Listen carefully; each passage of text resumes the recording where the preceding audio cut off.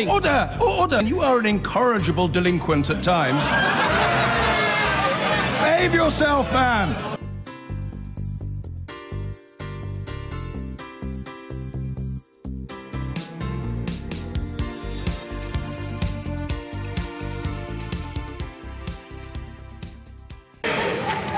Right, we now come to the second Opposition Day motion, exiting the EU secretarial impact assessments.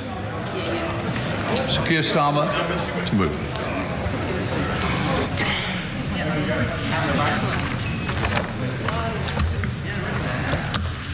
Thank you, Mr. Deputy Speaker. Today's motion is about transparency, accountability and ensuring that Parliament can do its job properly in scrutinising the government. Mr. Deputy Speaker, it's a shame the Secretary of State isn't here, but assuming that he's on negotiating duties, I'm not going to make a cheap point about that.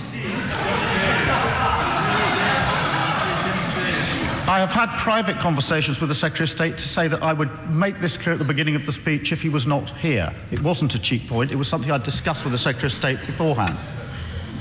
It goes without saying, Mr. Deputy Speaker, there's huge anxiety and uncertainty in the country about the impact of the government's Brexit approach. That's felt by businesses across the country, communities large and small, and by all sectors of the economy. That's perhaps inevitable given the size of the task ahead. The government says, I'll just make a start and then I will give way. The government says it's planning for all eventualities, but if relevant information and evidence is not published in a responsible fashion, then businesses and people up and down the country will not be able to do so. On the 14th of December last year, the Secretary of State revealed to the Brexit subcommittee that the government was working on sectoral impact analysis in 57 areas. I think in the end it was 58 areas. One may have been added at a later date. Thus began this battle about transparency and accountability. First, the government said that it could not even publish the list of the sectors being analysed. When the Honourable Member for Feltham and Heston sought these under Freedom of Information legislation on the 30th of August this year, she was rebuffed by a letter of response on the 29th of September 2017. Then on Monday of this week, the list was published. Looking at the list which I have here, two things are obvious. The first is that in many ways it's unremarkable and could and should have been published months ago. The second is that the wide range of sectors analysed demonstrate why it's so important for members of this House to see the impact assessments. And I picked three. I will give way. Very grateful.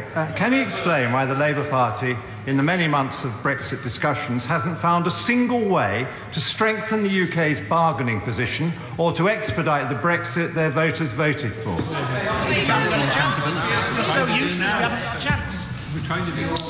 Over the course of the summer, I set out the opposition's position in relation to Brexit with great clarity, and as members opposite will know if they're talking to businesses, how warmly received that has been by businesses. That's been documented in what they've said, documented in what they've done. I set that position up. I'm going to press on. I'm going to press on for the moment. I'm grateful to you for giving way. Could you just explain, in the interest of clarity and transparency, what exactly now is the Labour Party's policy about remaining in the customs union after March 2019? This has been absolutely clear from the summer. It's been absolutely clear. It was set out by me. It was repeated by me in this House, repeated by me in my conference speech, and repeated by Jeremy Corbyn in his conference speech. It is that we should seek transitional measures because we are not going to have reached the final deal by March 2019, that those transitional measures should be on the same basic terms as now.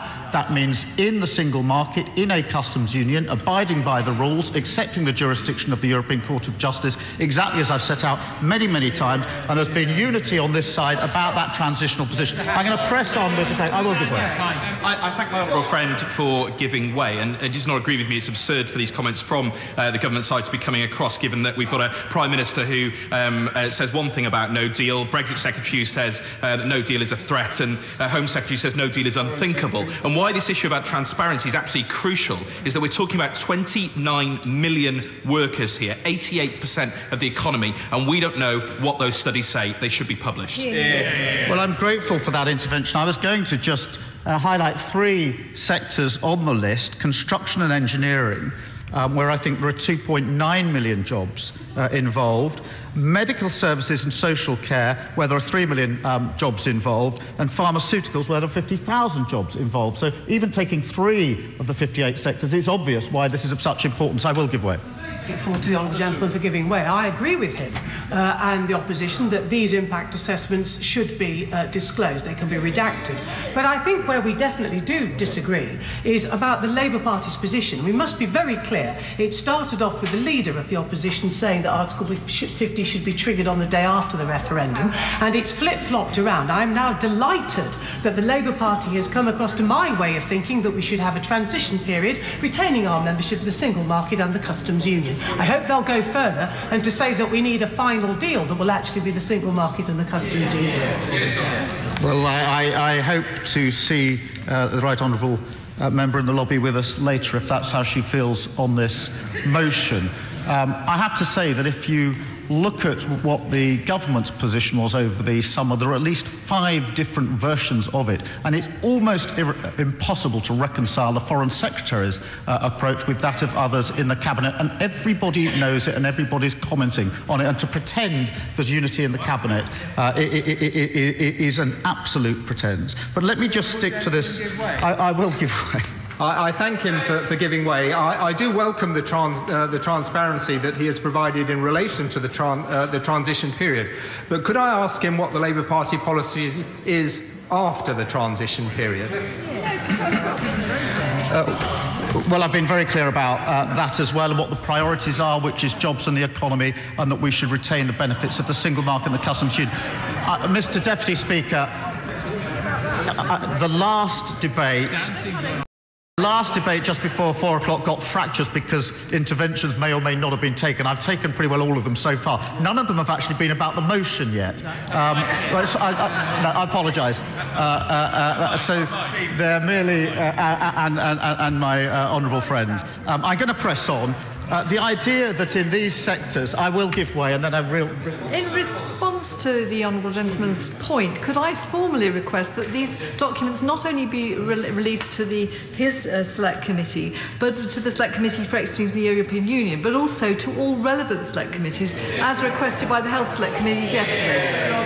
Well, I'm grateful for that intervention. I will come to that because we gave some thought as to the process, and I can indicate to the House and to the Minister that if the principle of disclosure is agreed, then we're open for a discussion as to exactly how that works. The Brexit Select Committee seemed the obvious committee, but there's obvious interest in other select committees in the subject matter, not least medical services and social care, which I know will be of great interest to the honourable member. I'm going to press on because I've barely got a sentence in. I will give way later, but I'm really not making very much progress at all. So in relation to the list of sectors, as I say, initially that was not disclosed. That was then disclosed on Monday. In her Freedom of Information request of the 30th of August this year, the Honourable Member for Feltham and Heston also asked for the scope and the terms of reference of each sectorial analysis. This too has been rebuffed by a letter of the 29th of September of this year. This time, the Secretary of State's Department relied on 2 grounds: that to disclose the terms of reference would prejudice relations between the UK and another state, and that it would prejudice the formulation and development of government policy. The first, Mr. Deputy Speaker, seems a bit far-fetched, to say the least. The scope and the terms of reference are not even being disclosed. The second is surprising, coming from the current Secretary of State. Back in December 1999, he was chair of the Public Accounts Committee when the Freedom of Information legislation was before Parliament.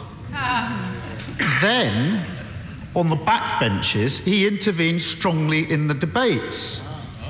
He said he wasn't doing it from the perspective of a freedom of information enthusiast, but applying his own simple test. And his test was whether it makes democracy and government work better. He then said this: the class exemption applying to all information relating to the formulation and development of government policy, including factual information, is a ludicrous blanket exception. Today, from the front bench, he relies on the ludicrous blanket exemption that from the back bench he rallied against. I now turn to the analyses themselves, the reports. In a joint letter dated the 11th of October this year and supported by 120 members of this House, the Honourable Member for Feltham and Heston and the Honourable Member for Tottenham sought disclosure of all the sectoral analyses. And can I salute the work of the Honourable Member for Feltham and Heston and the Honourable Member, Right Honourable Member from Tottenham, in pressing the government time and again on this issue. The government has responded by saying that the impact assessments cannot be disclosed because to do so would undermine the UK's negotiating position. That's a very important consideration.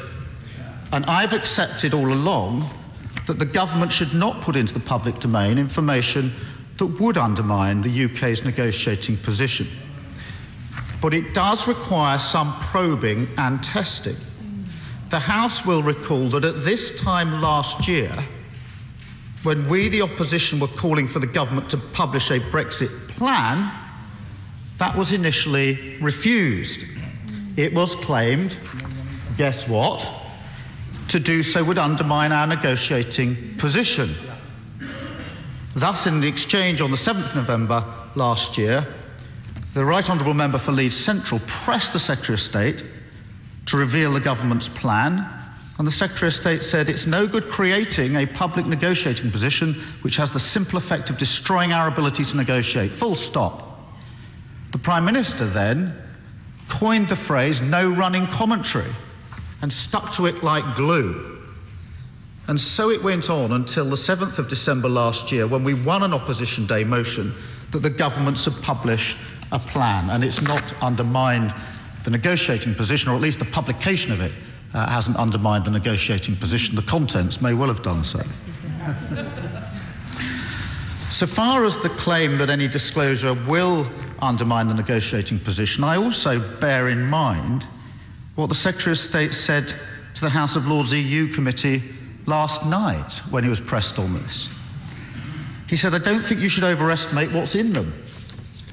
They're not economic models of each sector. They are looking at how much it depends on EU markets versus other markets, what other opportunities may be, what the regulatory structures are, all those sorts of things that inform the negotiation. But they're not predictions, so I shouldn't overestimate what they are. I will. I'm very grateful to him for giving way. Does he agree with me that one question we might ask is how the ministers opposite even know whether or not these reports are going to undermine our negotiating position, given that last week they told the Brexit committee that they hadn't even read them? I mean, one does wonder why on earth they are now going to such extents to protect them. Well, I'm grateful for that intervention. I'm going to come to that very point. But playing down the significance of the reports last night, whilst playing up the need to keep them absolutely secret, is an interesting strategy that needs to be tested. The government's claim that to disclose the reports, or any part of them, also raises some pretty fundamental questions, one of which has just been touched on. The first is, who's actually read these 58 reports? On the 25th of October, the Secretary of State, under questioning from the Brexit Select Committee, indicated that the Prime Minister will know a summary of the outcomes, but not necessarily to have read them. Later in the same session, he indicated that the Cabinet had not seen the analysis. Quote, "They will have seen summary outcomes. That is all." So the Cabinet has not read the impact assessments in full that we are debating this afternoon. I will give way. He may also be interested to know that when we asked the Health Secretary on the Health Select Committee yesterday if he had read the 4 reports of great relevance to the NHS and public health, he seemed rather unsure. And isn't it extraordinary, given the huge impact that Brexit is going to have negatively, particularly on our NHS workforce, the Health Secretary can't remember if he's even read the reports? I'm grateful for that intervention, and if the Secretary of State for exiting the EU was right in his evidence to the Brexit Select Committee, it appears that he hasn't read them because he hasn't had them, and that he's only had the Select Committee. But the other thing is, in the evidence, it was clear, I think by the Brexit Select Committee, the Secretary of State for exiting the EU was asked whether reports had been passed to the Scottish Government. I think it was in reply to a particular a question from the spokesperson for the SNP. And the Secretary of State didn't know whether they'd been shared with the Scottish Government. So these reports that are in lockdown, that can't be seen, not a word of which can be disclosed, have not been read, it appears, by the Cabinet. Nobody knows whether they've actually been disclosed to the Scottish Government or not, and yet nothing can be made available to this House. I will give way. I thank my honourable friend for giving way. And would he agree with me that there's a hint of sort of almost religious fervour, that perhaps if we keep our eyes closed, our ears blocked, that perhaps everything will just be okay as we leap off the cliff into the unknown? I'm grateful for that intervention, and I will give way. To the honourable and learned gentleman for giving way. Just on a point of clarification, it was me who asked the Minister whether or not he would share the impact assessment on the Scottish economy with the Scottish Government, and after I'd corrected him that it has not in fact been shared, he went on to give an undertaking that it will be shared with the Scottish Government. So if that particular assessment is going to be shared with the Scottish Government, shouldn't the assessments be shared with the other relevant sectors? The learned honourable member makes a very good point, which is if some of these reports can or have been shared with some governments or administrations, there is simply no basis for arguing that they cannot be shared with this Parliament through the select committees. I'll give way. I thank my honourable friend. Very recently, I asked the Secretary of State for Culture, Digital Culture, Media and Sport what sector assessment her department was involved in on Brexit, and she answered none. What? Yet I count at least 10 areas in which her department is involved, or perhaps it isn't involved. So doesn't this, would my honourable friend agree that this begs the question of how the government is coordinating the production of these reports? Mr. Deputy Speaker, I can see that if I keep giving way, we're going to have every department and answers in relation to it, and find out that in fact none of them have seen, analysed, read and considered the impact assessments. The Secretary of State, I'm going to try and make some progress. I've given way. The Secretary of State made it clear that all the Cabinet had seen were summary outcomes, that is all. And if that position had changed, I'm sure the Minister would intervene on me and clarify the position. Mr. Deputy Speaker, this is an important point, because if these impact assessments are so important, then they ought to be read by the relevant Cabinet members in relation to each of the sectors that they are concerned with. And it is extraordinary that they haven't been. But it's also extraordinary in another respect, because it raises the question, who is making the decision that these reports can't be disclosed? Who is making that decision? It cannot be the relevant Cabinet members, because they've not read the reports. Before the Brexit Select Committee, the Secretary of State was pretty hazy about this. He said the government do. To a very large extent, it comes to me. But it would also depend on which department it is. That's interesting, given the other departments haven't read them. Some of the stuff is also held by other departments. So I do ask the Minister here today, who is the decision maker about non-disclosure of these reports? Is it the Secretary of State for exiting the EU? If not, who is it? Is there a record?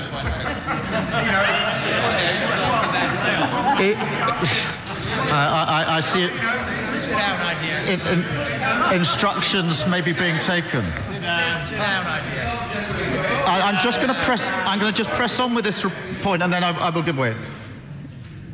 Who is it? Is there a record of the decision being made? This is a decision to withhold information from Parliament, a significant decision. Is there a record of the decision made for each report? Where is that record?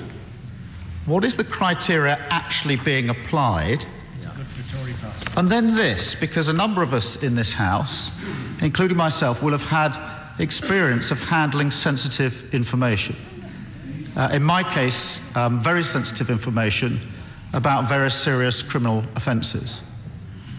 And everybody who's been in that position knows that you can only justify a blanket ban if no lesser form of publication is possible. And blanket bans are very rare, Mr. Deputy Speaker. Even in the field of counter-terrorism, where there's highly sensitive material, blanket bans are very rare, and the government will normally find a way of publishing some of the material in an acceptable form. So this is extremely unusual, even for sensitive material.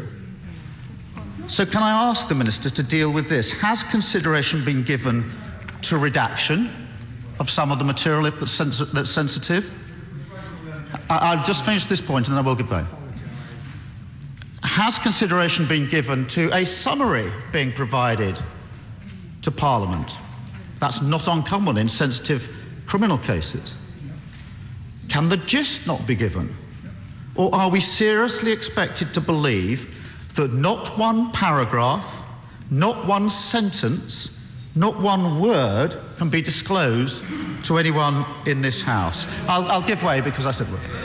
Honourable Gentleman, I'm listening carefully to what he says, but I can only conclude that this is a foolish and irresponsible debate to have been called. That he knows that there is a blanket ban on disclosing advice to ministers. It's in the Ministerial Code, it's in the Civil Service Code. That is absolutely standard. And it is normal for select committees themselves to request information, not to get the opposition, the official opposition, to do it on their behalf. This is game playing. I'm surprised at that intervention, given the concerns that have been expressed by the Right Honourable Member for Broxtowe, the Right Honourable Member for Beaconsfield, and the Honourable Member for Totnes. This is a shared concern across the House. That intervention, I'm afraid, is typical of what's been going on for 16 or 17 months, which is that every time somebody raises a legitimate question, it's suggested that somehow they're frustrating or undermining the process. Mr. Deputy Speaker, it's not unlike the interventions that I stood here and took a year ago when I was suggesting that the plan should be published. Exactly the same intervention was given. No, I'm going to press on.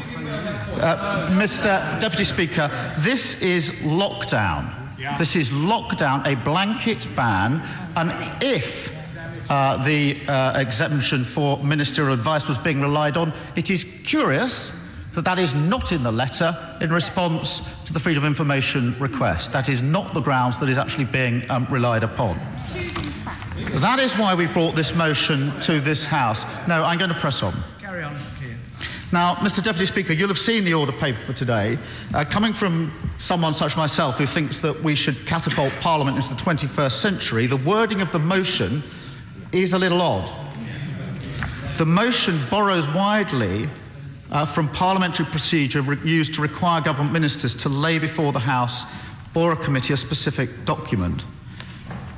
Erskine May said this: each House has the power to call for the production of papers by means of a motion. The power to send for papers by means of a motion for unopposed return returns to papers which are in the possession of ministers, or which ministers have the authority to obtain. So that's the procedure that's widely been used for many decades. The opposition whips tell me for many centuries. If anybody doubts the procedure, today on page 3 of the order paper, it'll be seen that the Home Secretary, in fact, has used the same procedure in relation to a different report. Now, what's important about this, I will in just a minute, what's important about this procedure is that, Mr. Deputy Speaker, we believe that it is a binding motion. Yeah. And that makes it hopefully impossible for the government to pull its usual Wednesday afternoon trick of not voting on opposition day motions or not taking any notice of them. And that's why we've chosen the procedure that we have. But let me be clear, Mr. Deputy Speaker. Our motion does not require the blanket publication without further consideration. Instead, it would require that the documents covered in the list should be provided to the Brexit Select Committee or other select committees if the government's concern is that that's too limited and it ought to go to all the select committees. Then we are very open to that discussion, but that it should go to the Brexit Select Committee. Then it would be for that committee or any other select committee to decide which documents should or should not be published. And it also would fall to that committee to decide in what form publication should occur. Why you might say the Brexit subcommittee, select committee, it's a cross-party committee, has a lot of expertise and support staff, it has a government majority, so we can't accuse the opposition here of being party political. It is a trusted and responsible committee. As I've said, I will give way in just a minute. We are open to hearing from the government if they have alternative mechanisms or procedures to allow publication in an appropriate fashion. We're not wedded to the form that we've put forward. We are wedded to challenging the blanket approach that the government has taken. I'll give way. Very grateful to the learned gentleman for giving way, and I am one member of this House who welcomes the use of a 19th century procedure to hold the government to account. There is one question I have for him, and that is why he is asking for this information for the Committee on Exiting the European Union without a formal motion having been passed by that committee to request these papers. Because that's not necessary, and this is an important motion, and because in recent weeks we've seen contempt for motions in this House, week after week on opposition day motions, by a government that's too weak to turn up or too weak to accept the outcome. And therefore we've chosen a procedure which is binding on this government. Mr. Deputy Speaker, only a weak government pushes Parliament away and ignores the facts. It shouldn't require an arcane parliamentary procedure to force the government to release these documents. But after 10 months of trying, that is what Parliament now has to do. The current impasse prevents Parliament doing its job, it undermines accountability and is inconsistent with transparency. The government should support the motion before the House today. Thank you. The question is, as on the order paper, Minister Walker. Mr. Deputy Speaker, this is an important issue, and we've always taken incredibly seriously our commitment to transparency in these negotiations. But we also take incredibly seriously our commitment to the national interest and to a vote in this House last December which concluded that we should not publish anything that undermines it. We've always tried to strike the right balance in a moment between those two, and it's our intention that we will continue to do that with our response to this motion today. Let me start by taking each part in the motion in turn. Let me at least respond to the motion, and then I will give way to the Honourable Lady. The first part of the motion calls for ministers to publish the list of sectors analysed, and this, as the Right Honourable and Learned Gentleman acknowledged, has already been done. It was done before the motion was tabled. Yes? I do acknowledge that, and just to explain, we were advised by the parliamentary authorities that that needed to be in the motion in order for the second part to be triggered, but I do acknowledge that they were published, I think, on Monday. I'm grateful for his acknowledgement, and that list, as he says, was published in our response to the Lord's EU External Affairs Subcommittee report on Brexit in the trading goods. A copy of that was put in the libraries of both houses, and it's available for all to see. As set out in the document, in a moment, we estimate that the 58 sectors covered cover around 88% of the UK economy. They therefore do provide a comprehensive framework from which to analyse the entire economy, and we believe this approach to structuring our analysis has helped to cover all relevant parts of the economy. And given that list is published, we feel that the first part of this motion has been addressed. The second part of the motion, I'm happy to give way to the Honourable Lady on this point, calls for the impact assessments arising from a sectoral analysis to be provided to the Committee of the Exiting European Union, on which she sits. So, I thank the Minister for giving way. Would he confirm that the list of sectors was not actually published, as he says, it wasn't a ministerial statement and directly to this House, despite almost over 120 MPs calling for it to be published? And would he also confirm that the vote of Parliament that he talks about from October and December last year, it was actually Opposition Day motions that he is referring to? Just to say, I'm going to bring the Minister in, just to let those who are doing speeches, it will be a 5-minute limit. Minister, after the front benches. I'm happy to confirm to the Honourable Lady what I've already said in terms of the form of publication of the document. And yes, it was indeed. It was, but interestingly, it was a government amendment on an opposition day which the opposition accepted and which was supported by both sides of the House that acknowledged that. And I think the Right Honourable Gentleman has repeated today his acknowledgement of that principle. So, but with regard to that request for publishing impact assessments, I do want to take a moment to highlight a number of conflicting responsibilities for ministers with regards to that. I'll give way to the Honourable Gentleman. Thank the Minister for giving way. Is it the Minister's understanding, from what has been said from the front bench shadow spokesperson on this, that he hasn't bothered not only consulting with Select Committee members before making his proposal, but he doesn't appear to have consulted with the chairman of the Select Committee, and in fact has just drawn up this wheeze as a way of trying to get these documents out anyway? Is that his understanding of what has been proposed today? I'm not going to speak for the opposition front bench, but I take the Honourable Gentleman's concerns very seriously, because I think these, what is being proposed does need to be checked against a number of significant issues to do with the national interest and indeed the responsibilities of ministers and the Crown with regard to the information that we hold. So I want to touch on that point before I will give way to my honourable friend, but in a moment, if I may.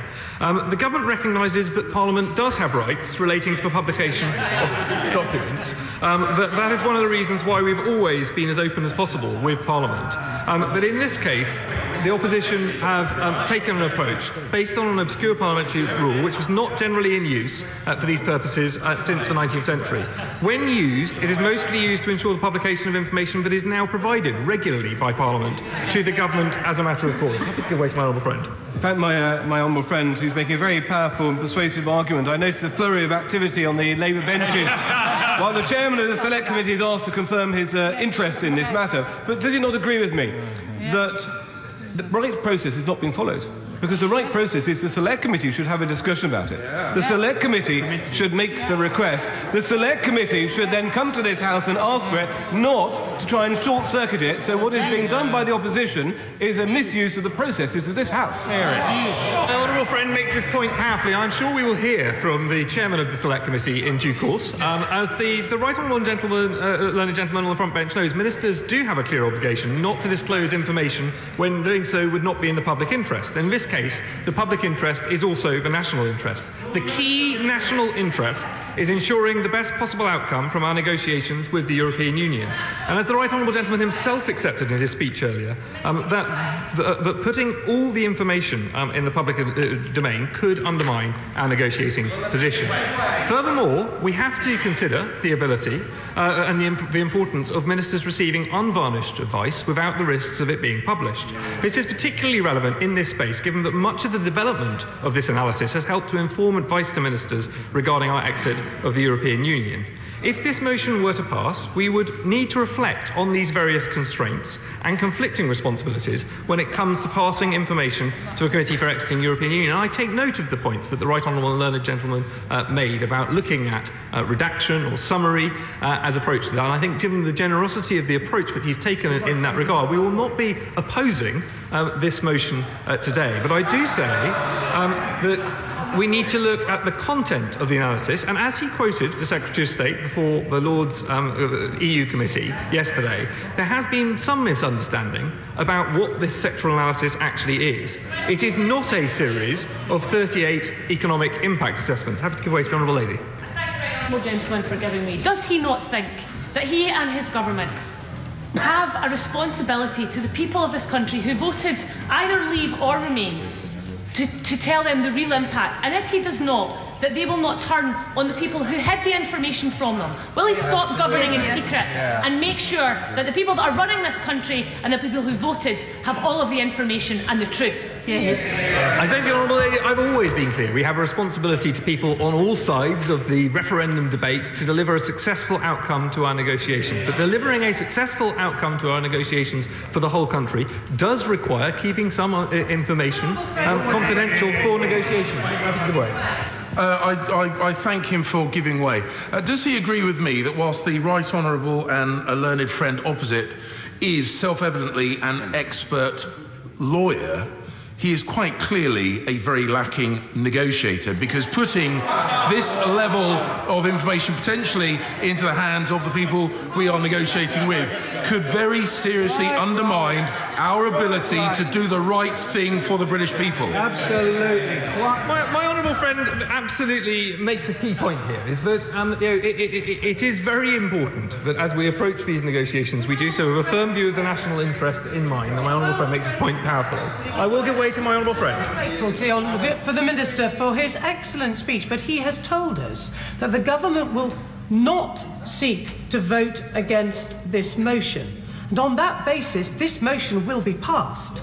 In that event, what will the government then do? The government always pays careful attention to the views of this House. As I've already pointed out, we have done in the past. And we will respond appropriately. But to return to the analysis, because this is an important point. We've been looking at 58 sectors, as well as cross-cutting regulatory, economic and social issues to inform our negotiating position. Give way to right honourable gentleman. I'm grateful. Will the Minister... thank you, Madam Deputy Speaker. Will the Minister express his view on whether this is a binding motion according to the procedures of this House? I say to the right honourable gentleman, it's not my job to interpret the procedures of this House. That is a matter for the House itself. But as I've said, we will take note of whatever the House decides on this matter, and to make some progress. Order, point of order, Mr. Bradley. Deputy Speaker, given the exchange that we've just heard, would it be possible to have a ruling from the Chair about the enforceability and binding nature of this motion? I thank the honourable gentleman for his point of order, and the immediate answer is that no. It would not be possible at this moment to have a ruling from the Chair. The fact is that the Minister has answered the question. Appreciate that the honourable gentleman doesn't like the Minister's answer to the question. The honourable lady, the right honourable lady on the government benches asked a straight question. The Minister gave a straight answer, and it's not for the Chair to decide how the Minister should answer the question. I will clarify to the right honourable gentleman, but we are first and foremost. Order. It's called a democracy. Order. There was nothing further to that point of order because I've answered the point of order. If the honourable lady has a different point of order, then I will hear her different point of order. Speaker, forgive me, but I think, if I may say, that the point of order was raised, and I raise it again, was whether or not this motion, in the view of the Chair, is a binding motion. Forgive me. That is the question. She answered that. She's answered. No, she didn't. Order. The honourable lady knows that the Chair will not become involved in an argument between one front bench and the other, one side of the House and the other. The Minister has order. Do not shout when I'm speaking from the Chair. The Minister has the floor. The Minister has heard the points that have been made, and it's for the Minister to answer them.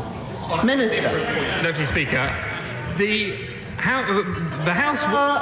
Order. On a different point of order, sir. On a different point of order, I would like to ask you, Madam Deputy Speaker, what advice you might be able to get from the Clerk of the House during perhaps the course of this debate on whether or not this motion is binding or not. I think it's very important for the House to know that information. I appreciate you might not be able to rule on it at this moment, Madam Deputy Speaker, but I'd appreciate if we could get that advice in due course. I'm grateful for the honourable gentleman's advice. Thank you. Minister. Thank you, Madam Deputy Speaker. The House was quite keen to hear about some of this analysis, and I thought it might be helpful to the House if I set out some of the details of what it is and what it is not. I've explained that it is not a series of 58 economic impact assessments. It is a cross-sectoral analysis, and it is not just work undertaken by our department, but it draws on analysis and expertise across the whole of government. But it isn't the case, and I don't believe this department or any of its ministers has ever said it is the case, but there are 58 economic impact assessments that neatly I've given way to the Honourable Gentleman Lady once, I won't be giving way again, but neatly summarise what all the eventualities could mean for each sector. I will give way to the Honourable Lady. I thank him for giving way. We can discuss here all sorts of processes or whether it will undermine negotiations. But will he not agree that withholding this information is now becoming very counterproductive, and it looks like it is hiding bad news? Yeah, absolutely. The government will always take a careful view, and I will come to later, where we have disclosed plenty of information during the course of this process. Where we see it as in the national interest to do so, of course we will. But to return to the point of the analysis, it ranges from very high-level overarching analysis to much more granular level analysis of certain product lines in specific sectors. It examines how trade is conducted with the EU currently in those sectors, and in many cases considers alternatives after we leave, as well as looking at existing precedents.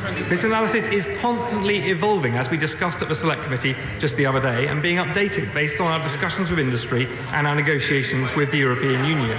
Clearly, I will give way to the Honourable Gentleman.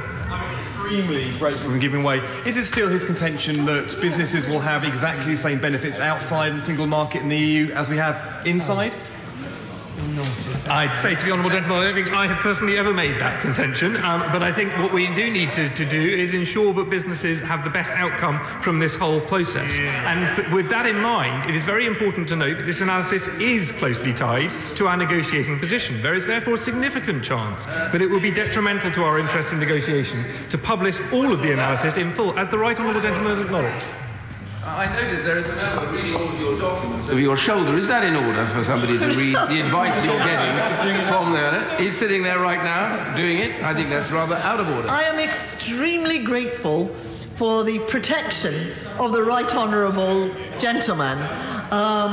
It is quite in order and normal for a member to approach the chair. It is not normal for anyone to read my papers when I am on my feet. Thank you.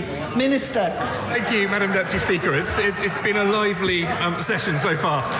To inform our approach and to continue informing it, I will give way to the Honourable Gentleman in just one moment.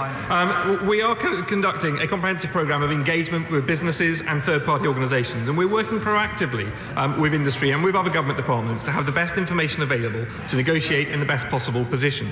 In July and September, we held events at Chevening. A cross-government business advisory group consisting of the 5 main business representative organisations has been established to ensure business is not only heard but is influential throughout the process, and I was with them earlier this week. The Prime Minister chairs a quarterly business advisory council to hear directly from senior business leaders on key issues across EU exit and the wider economy. DEX-EU ministers alone have undertaken a wide-ranging programme of stakeholder engagement. Is the gentleman raising another point? Order. We have another point of order. Point of order. Speaker, but I just wondered in the intervening period since the previous points of order whether you had managed to seek advice from the clerks on the enforceability and binding nature of this motion. On that point of order, the House will be aware that the motion before us is a humble address to be presented to Her Majesty. It is a motion before the House. We are currently debating that motion, and it is absolutely correct that there should be differences of opinion about about the effect of the motion and the way in which the motion should be debated and what should happen to the motion. At this stage, I would say only that a motion of this kind has in the past been seen as effective or binding. That does not mean that I am making a ruling at this point about the nature of the motion before us today. I will reiterate what I said before, that while it is correct for the chair to make a ruling on what happens here in the chamber, it is for the government to decide how the government will proceed, having considered the opinions of the House. It would, of course, be quite wrong for the government not to pay any attention to a decision taken by this House, but the way in which the Minister interprets what he and his colleagues should do after the House has expressed an opinion is a matter not for the Chair, but for the Minister. Thank you, Madam Deputy Speaker. Point of order, Mr. Rees-Mogg. I wondered if it might be helpful, Madam Deputy Speaker, to refer honourable members to page 819 of Erskine May, which points out that in a recent case, the Canadian House of Commons, in not entirely dissimilar circumstances, viewed it as a breach of privilege for the government to fail to provide information when asked for by the House. I thank the honourable gentleman for directing me to page 819 of Erskine May, which I will look at as soon as I have an opportunity so to do. But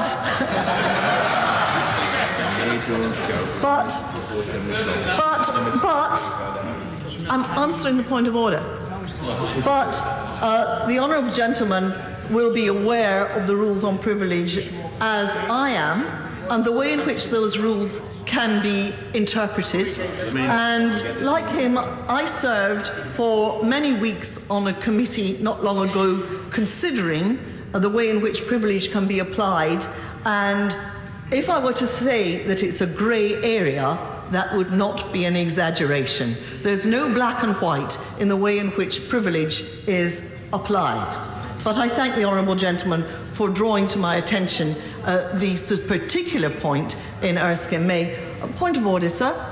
Erskine May is written in black and white, and it makes pretty clear, as the honourable member has already referred to. I'm partially giving you time to read page 819 in case you needed to, Madam Deputy Speaker.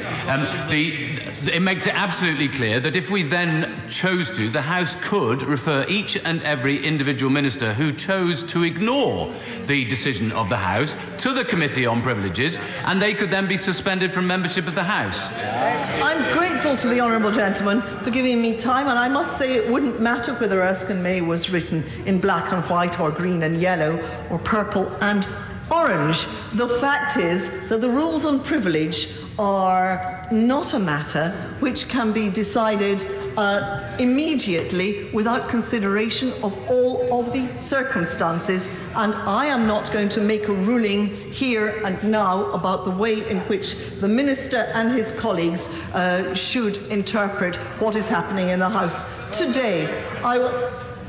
Mr. Duncan Smith. But Erskine May is quite clear. The reference to the Canadian position was that the government should choose to ignore what the House had said and are called for. But the government, I think, has made it clear already in the opening remarks that it has chosen not to ignore this particular outcome, whatever that outcome is.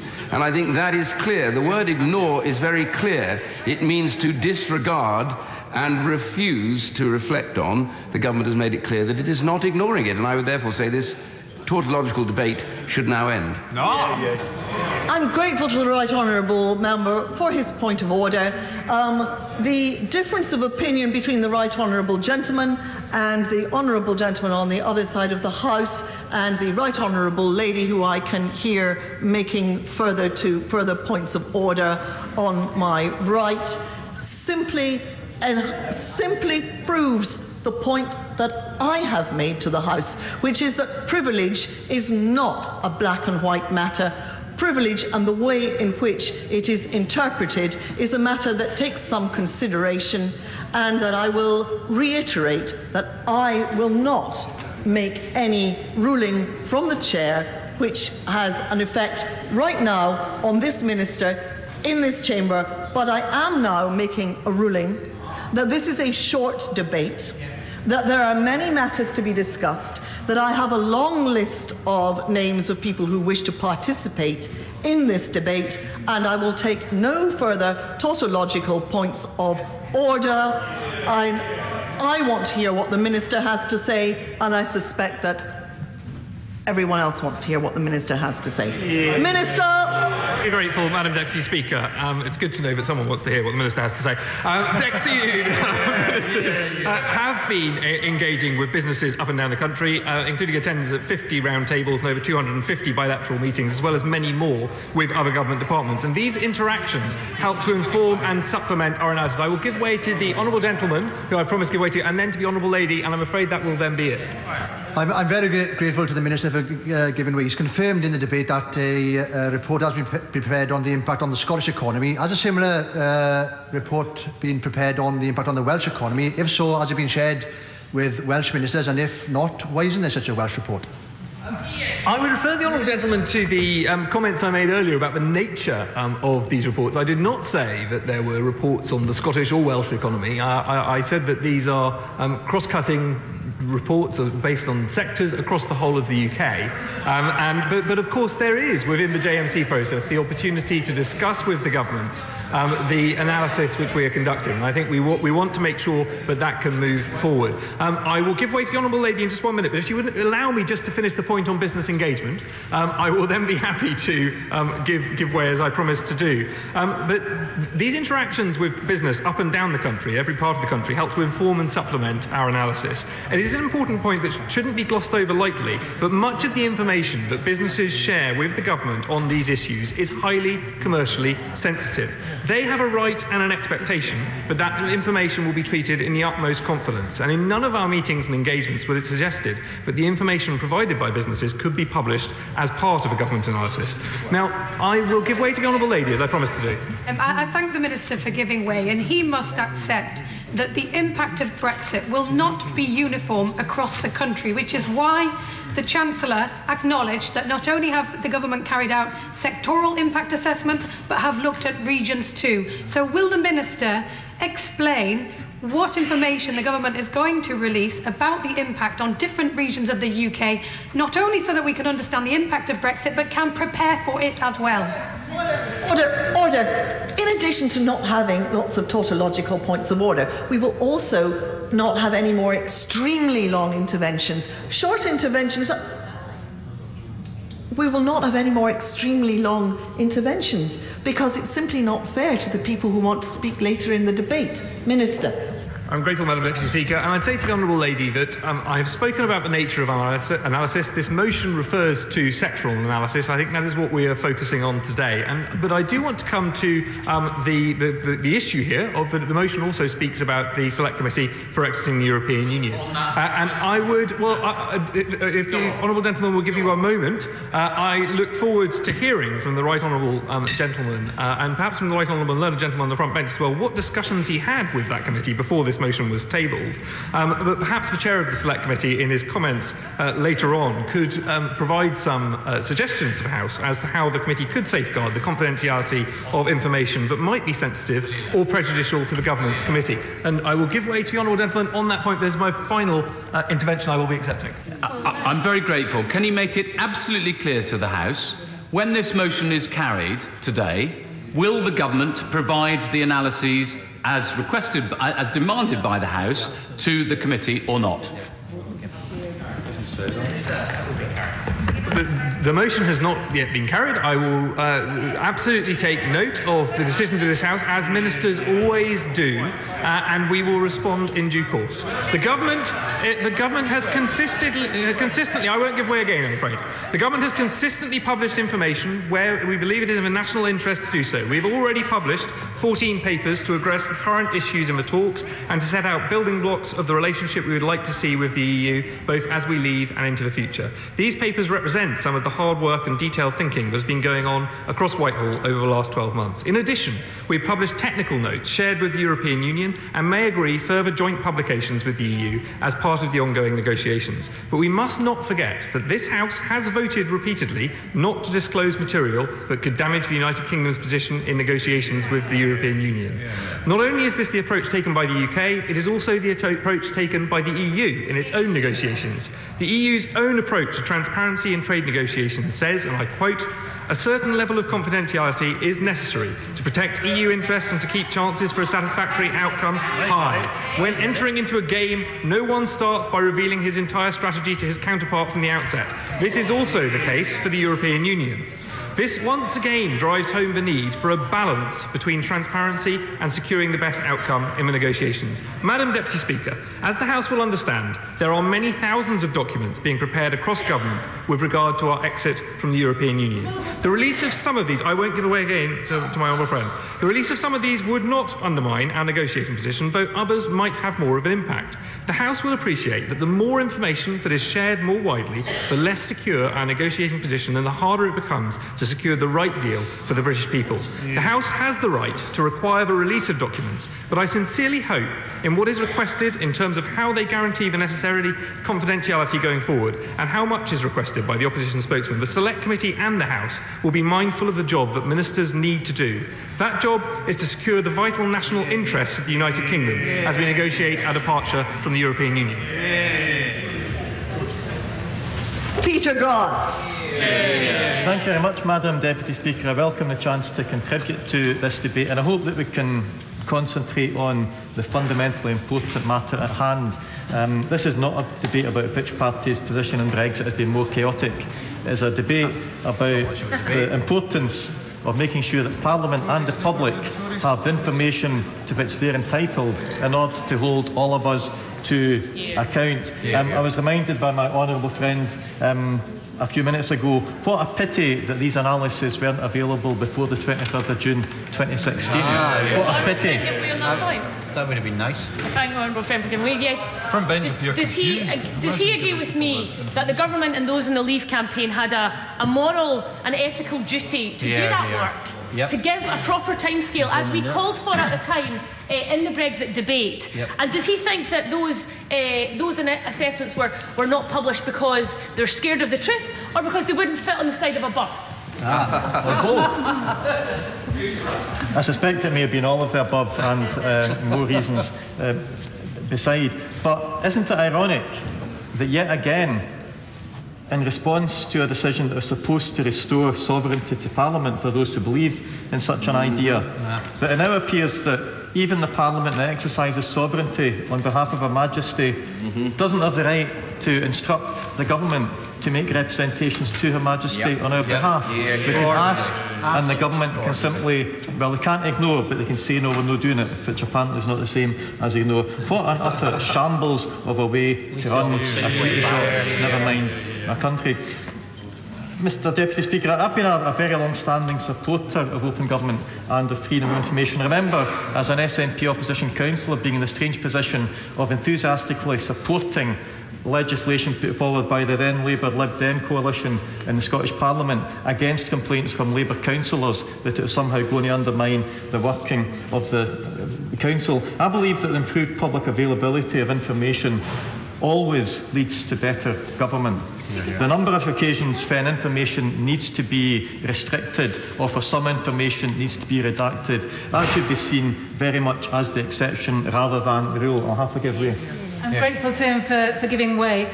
He'll be aware, I'm sure, that there's a legal case also pending, which my colleague in the European Parliament, Molly Scott-Cato, is leading. Does he agree with me that rather than go through all of the extra work and time and taxpayers' money of fighting a legal case, the government should just show us what is in the public interest now? Absolutely, and not having seen, I was going to say not having seen the information at my disadvantage compared to the Cabinet, but I'm not convinced that I am, because I don't think most of them have seen it either. I'm perfectly prepared to accept that there will be some of it, there may be quite a lot of it, that can't be made public.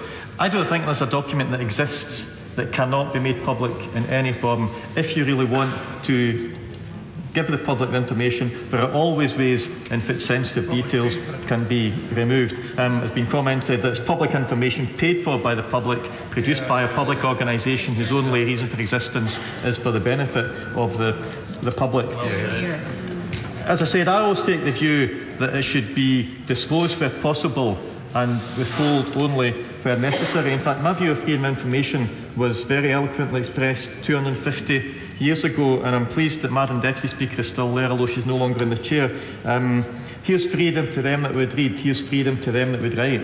There's none ever feared that the truth should be heard, but them that the truth would indict. Now, I appreciate for some members that might be a difficult thing to think about just now, but I've always been convinced that far too many public bodies have hidden behind statutory exemptions in freedom of information legislation, not to protect the interests of the public, but to protect the interests of those withholding the information. And I have to say that it looks very much to me as if that is a significant part in the government's thought processes here. Remember, the government originally claimed that even to confirm that these analyses existed would somehow fatally undermine the UK's negotiating position with the European Union. I've got to say it's hard to see how anybody could make the UK's negotiating position any more untenable than it already is. But let's see how it might happen.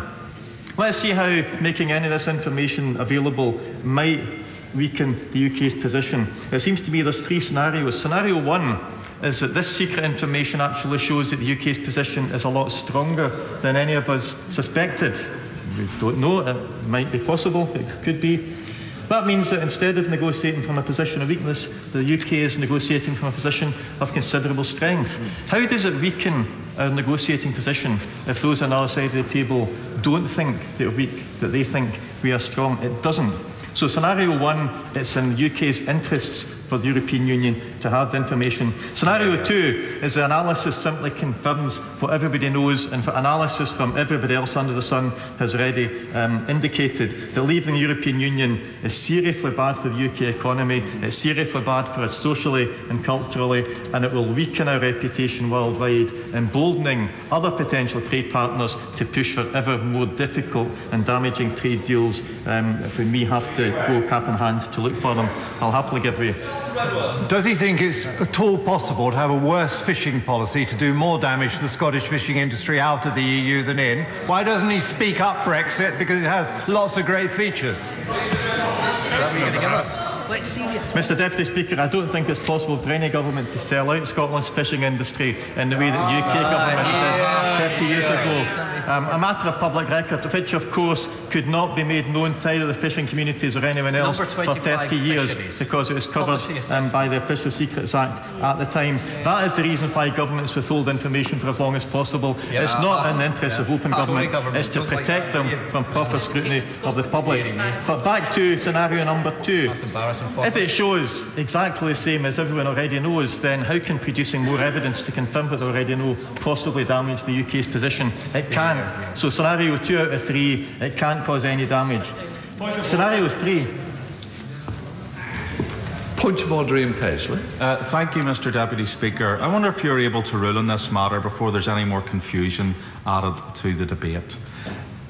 Is it your understanding that the motion as presented, if carried, leaves open to Her Majesty's Government the timing of when it would choose to lay these matters before Parliament?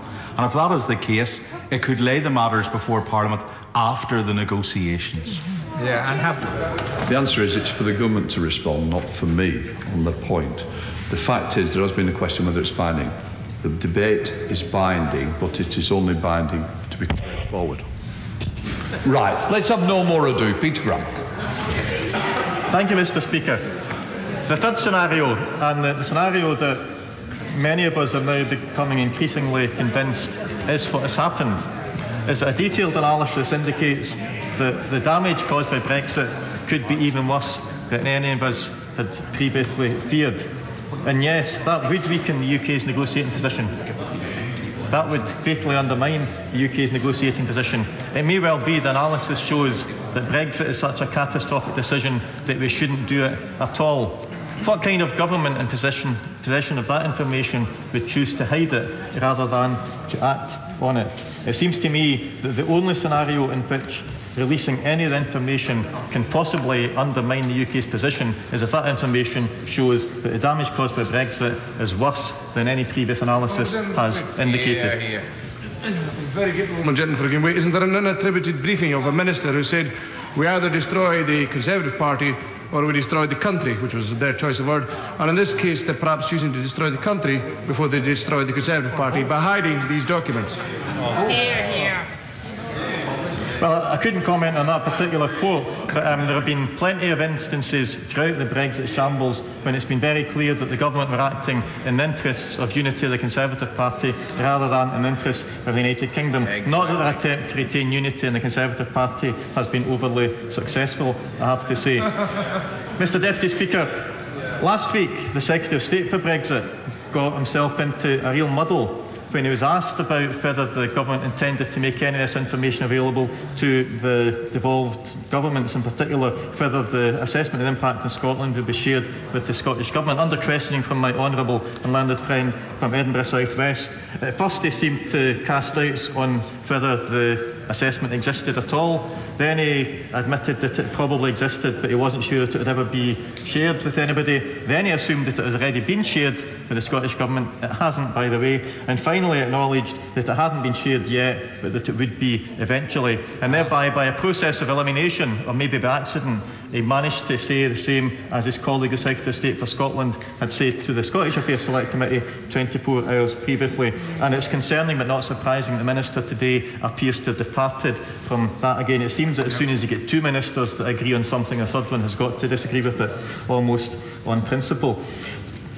The fact that even a week later, that information has not yet been shared, none of it. Mike Russell, the Cabinet Secretary in the Scottish Government, has had to write to the Secretary of State reminding him of the undertaking that was given and asking for that information to be shared so that, for example, discussions at GMC can be more meaningful than they have been up till now. Another possible reason for the Secretary of State's reluctance to share any of this information came from an answer that he gave later on in the same evidence session when he said, "I'm not a great fan of mathematical models. They're almost always wrong." He referred to a revelation from, I think it was Norman Lamont when he was at the Treasury, and he said that when he became Chancellor of the Exchequer, the Treasury told him he would become the most unpopular man in Britain. And that was the only thing the Treasury staff ever told him that turned out to be correct. The Secretary of State last week then on to say that that story from Norman Lamont sadly was true. "I'm afraid it is the truth," he said. "These models are never right." So the models that are produced by the government at public expense are never right. It's going to make for an interesting budget in a couple of weeks' time, by the way, folks. But what kind of defence is it to tell a parliamentary committee the reason we're not going to give you access to this information that's been produced at great public cost is because we don't believe it any more than you do? Previously, the government refused a formal freedom of information request, which I think the Right Honourable Gentleman on the Labour front bench referred to in his comments.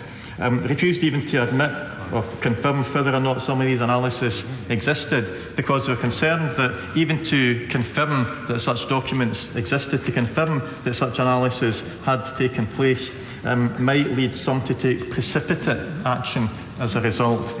This from the government that was excessively precipitate in holding a referendum before people really knew what they were voting on. They were precipitate in triggering Article 50 before they knew what it was going to mean, and they were precipitate in calling a general election, which didn't particularly turn out very well. So it's a bit rich that they're concerned at anyone else acting in a precipitate manner. Now, I'm not a scholar of Latin, Mr Deputy Speaker, but I do remember over 30 years ago as a student teacher hearing a very experienced chemistry teacher teaching a class of pupils, and they were doing experiments that involved chemical elements being precipitated into a test tube. He then asked the pupils if any of them knew about precipitates in the Bible.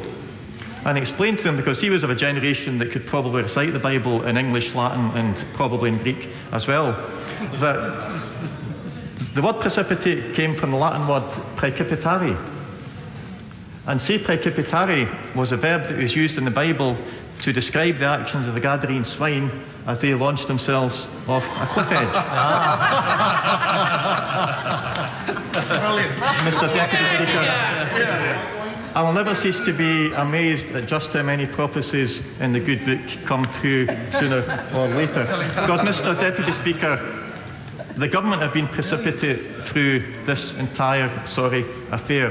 The government have artificially, unilaterally and quite arbitrarily put immense pressure of time on themselves, on this Parliament and on the overworked staff at the Department of Brexit in the European Union and elsewhere.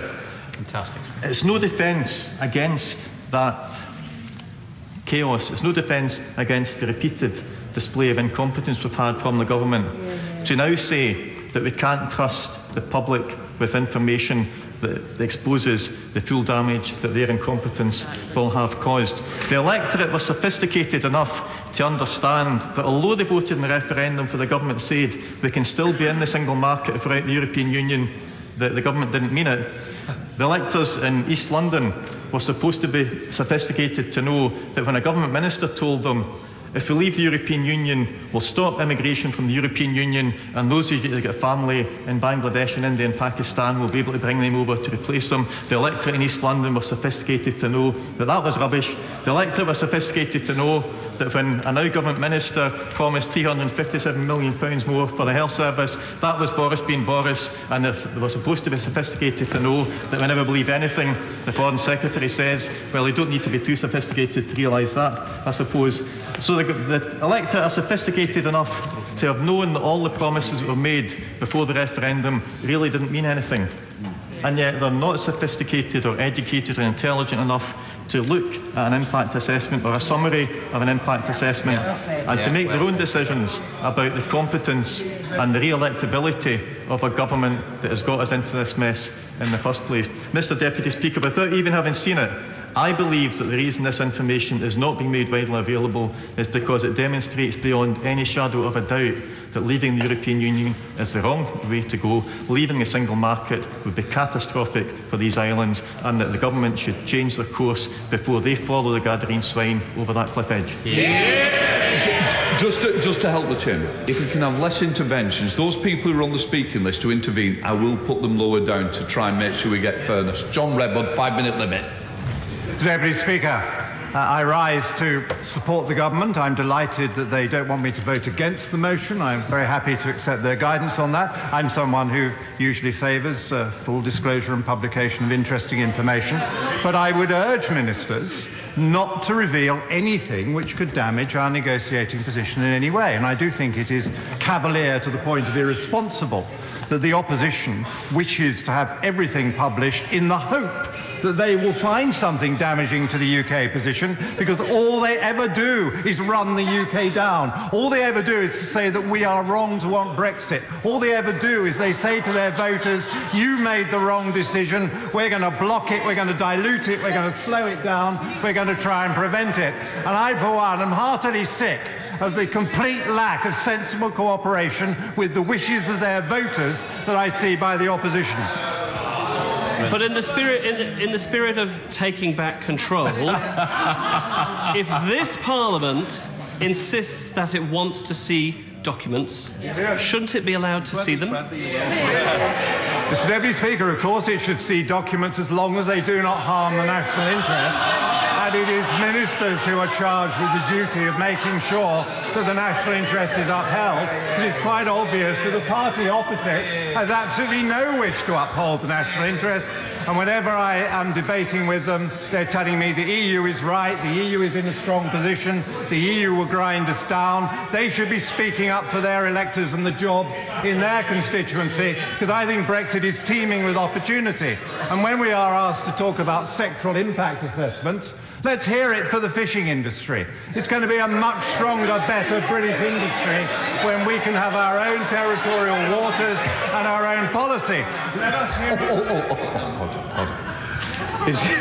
I'm struggling to hear the honourable member, and I'm sure everybody wants to listen to every word he's got to tell the Chamber. John Redwood.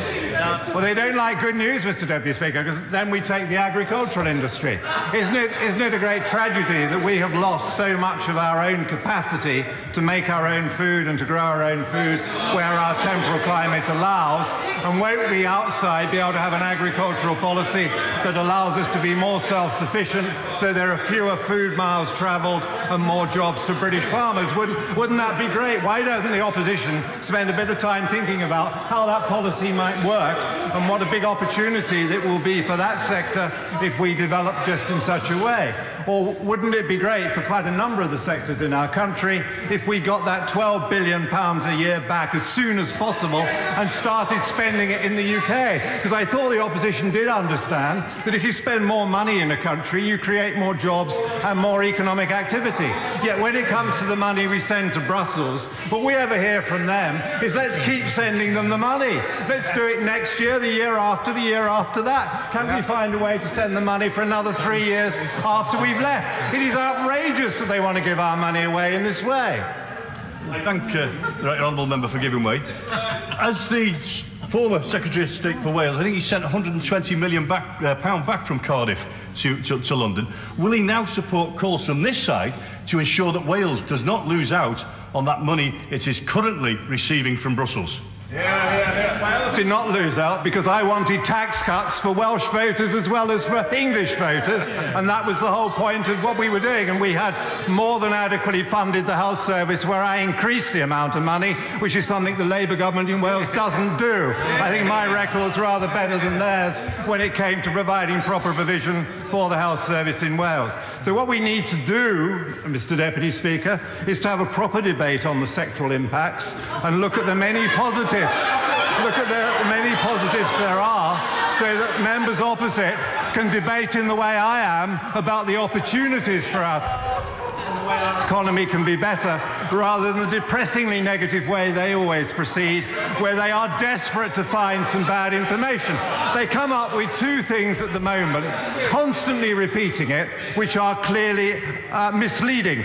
The first is they say the planes won't fly in April 2019 after we've left without a special agreement and sending lots of money to the EU. Well, I was very pleased to see Willie Walsh of British Airways the other day making it very clear in his professional view they would. And of course they will. There is no way Britain is going to stop German and French and Spanish planes coming into UK airports the day after we left the EU, even without an agreement. And in their turn, they won't want to stop our planes going there with our tourists and with the people who want to go and spend money in their country. And then there is another one that they are constantly telling us, which is that there will be lorries queuing all the way back from Dover. I'm not quite sure how, because that would mean they were queuing in the sea. But of course, when you look at modern frontiers with electronic frontiers, there is absolutely no reason why there should be huge queues. We can have a system of authorised economic operators developing the one that is already there, and it will be quite easy to speed the lorries through. And if we still have to impose tariffs because there is no agreement, we will be able to do that electronically without there being a lorry jam. I give way. Honourable friend, we're giving way. Would you agree with me that the other side talk about queues at the port because they actually hope Brexit will be a disaster for this country? They want to stop Brexit and they want the worst for this country. They should put Britain first. Mr. Deputy Speaker, my honourable friend is absolutely right. It's always doom and gloom. It's always what can go wrong. Now, one of my worries about these sectoral studies that ministers are agonising about... Sorry. Point of order, Angus Brendan Manning. Mr. Speaker, is it disingenuous or misleading Parliament to suggest that you've given 120 million you didn't spend in Wales was the same as 120 million of tax cuts for the people of Wales when they didn't get tax cuts in that year? Well, it's not a point of order. John Redmond. Speaker, I think that's a silly point because there were tax cuts from that government, and it was very important that we had a sensible budget after we'd made full provision. But they are always running things down. My worry about these sectoral studies is that there is a tendency amongst some of the government advisors and consultants also to want to highlight every conceivable thing that could go wrong and lots of inconceivable things that couldn't conceivably go wrong because that's how they make their money or that's what they think they're there to do. They do not risk assess, and there are very few genuine risks that need to be managed properly, and we still have 15 months to manage them, and if necessary, we can manage them for ourselves without even needing the agreement of the EU. So I look forward to ministers coming to a judicious response to this debate. I don't want them to share any information that undermines our position, and I just live in hope that one day the opposition will wake up to all those voters who wanted Brexit and understand they need to be positive and sympathetic to the British government view, not to the EU view. Mr. Deputy Speaker, passions are running rather high, but this is a deadly serious business, and I think this is about transparency and the need for Parliament to have the information and indeed the facts it requires in order to do its job. Now, I did raise this question with the Secretary of State when I was first elected as the chair of the Select Committee, and asked him how he proposed to handle the sharing of information. And in a letter to me in October of last year, he said, and I quote, "There is an important balance to strike between transparency and confidentiality, and information sharing will need to be considered in close detail." Now, my right honourable friend did speak to me yesterday about this issue, and I pointed out to him that in our first report on the 11th of January this year, the Select Committee referred to the economic assessments that the government was undoubtedly undertaking, and we said, and again I quote, "In the interests of transparency, these should be published alongside the government's plan insofar as it does not compromise the government's negotiating hand." And I make that point because the committee accepted, indeed my right honourable friend from the dispatch box has accepted, that there may be certain information which the government does not wish to put in the public domain, and it would not be right to do so. But that is not to say that nothing should be published or that there is no method of sharing information with select committees in confidence. Let me take an example. We are told that there is a Treasury analysis of the economic benefits to the UK of future free trade agreements with non-EU member states. Now, the existence of that paper was revealed by Charles Grant of the Centre for European Reform back in June, and according to the Financial Times of the 15th of September, I quote, "It is said to show that the value of new free trade agreements would be significantly less than the economic costs of leaving the customs union." Now, none of us knows whether this is the case or not. Why? Because the government has not chosen thus far to disclose this information to us. And yet, that is information we really ought to know, given that the government has taken an absolutely major policy decision, which is that we should leave the customs union without any analysis being shared with this House about the consequences, the costs, or indeed the benefits of that decision. Now, like all of those who have been ministers, I have looked at, I won't pretend to have read, all of the impact assessments that passed before my eyes during my time as a minister. But it really is quite extraordinary that on all other matters, including those that are relatively minor, government produces an impact assessment which is shared with Parliament and the public, but on the single most important decision that we have taken because of the result of the referendum, as a country since the end of the Second World War, nothing has been published in the way of an impact assessment by government. Secondly, there is the question raised, I thought, very effectively by my right honourable friend, of who's deciding whether they can or cannot be published. And I understand why ministers said in evidence to the committee, well, we haven't been able to read them all, because I've just confessed that I didn't read every single word of all of them when I was a minister. Indeed, the Secretary of State told us that the analyses contain excruciating detail. He also confirmed the Cabinet has not seen them. Now, it couldn't be right for civil servants to take the decision about what should or should not be released. It clearly must be ministers, and I presume, in having told the Select Committee that a certain analysis would now be shared with the Scottish Government, the point that was made a moment ago, that was a decision taken by ministers. Now, thirdly, Mr. Deputy Speaker, I can't believe that all of the material has... yes, I will do. Yes, thank you.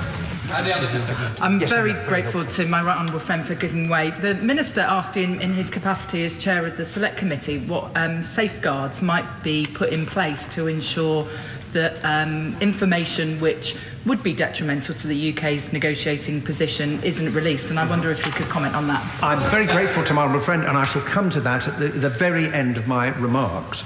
But I was just going to say that it's very hard to believe that all of the material has the potential to undermine our negotiating position. When I looked through the list when it was published, I would be intrigued to know how reports on museums and galleries and libraries, crafts or real estate could contain information of such sensitivity that it would create difficulties for the Secretary of State when he next meets Mr. Barnier.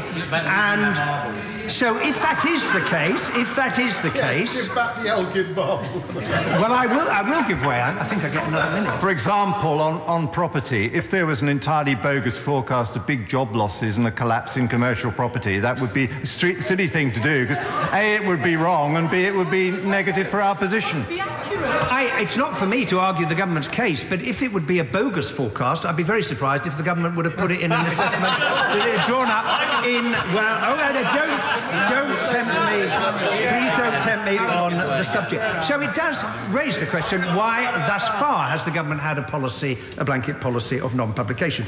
Now, having said all that, I welcome the spirit of what the Minister said today, even if I venture to suggest the House is not absolutely clear what is being offered when the Minister stood at the dispatch box earlier and helpfully said the government is not going to be opposing the motion. So may I say to him in conclusion, in that same spirit, that I am sure that the Select Committee, and I hope that the members who are here won't mind me saying this, if the government does just comply as it should with the motion, if it is carried, to pass the information to us, I'm sure that the Select Committee would be very happy to discuss with ministers, once material is released to us, how it should be handled, what of it can be published, and to come back to the point that my honourable friend just raised, what is material which the Select Committee shares the view that the government might express that would create some difficulties if it was to be put in the public domain.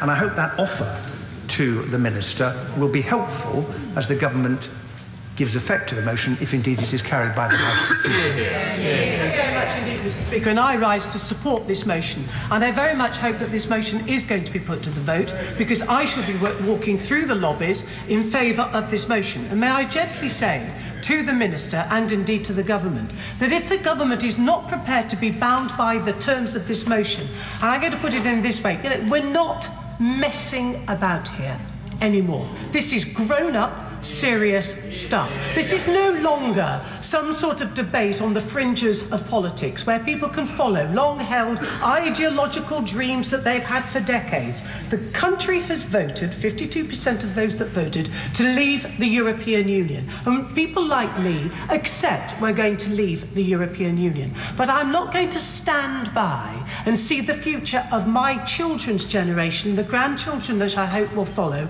being trashed and ruined without any form of debate and disclosure as to the consequences and arguably the options that might be available as disclosed in all these documents that cover, as we know, so many sectors in so many ways. So this is grown up, serious stuff. The days of carping from the sidelines, I say to honourable members on this side, have gone. You've won, you're in charge of this, now you have to face up to the responsibility of delivering a Brexit that works for everybody in this country and for generations to come. So what's the problem? If the government is not going to be bound by this motion, vote against it. If you abstain, you agree to it and you will abide by it. As I say, these are serious matters. And I will take the extra minute. I thank the right honourable lady for giving me and find myself in the strange position that I agree with everything she is saying. And she is making a very sensible and rational speech. Does she agree with me that the irony is that some of her colleagues who so seek to have a sovereign, more powerful, more transparent parliament, by not agreeing the result of this motion are actually damaging democracy and damaging Parliament's ability and those who sit in it to do their jobs. I do agree with the Honourable Lady. And of course, this debate, let us be clear, this debate has always brought to people across the political divide. So as we know, there are many people in the Labour Party who have supported Leave, and there are many Conservatives who supported Remain. It transcends the normal political divide. I agree very much with the Honourable Lady. And let me say also this. The reason why it is so important that we know what's in these documents, because I have to say, Mr. Deputy Speaker, I'm getting a bit of a feeling here. You see, I rather take the view that there might be stuff in these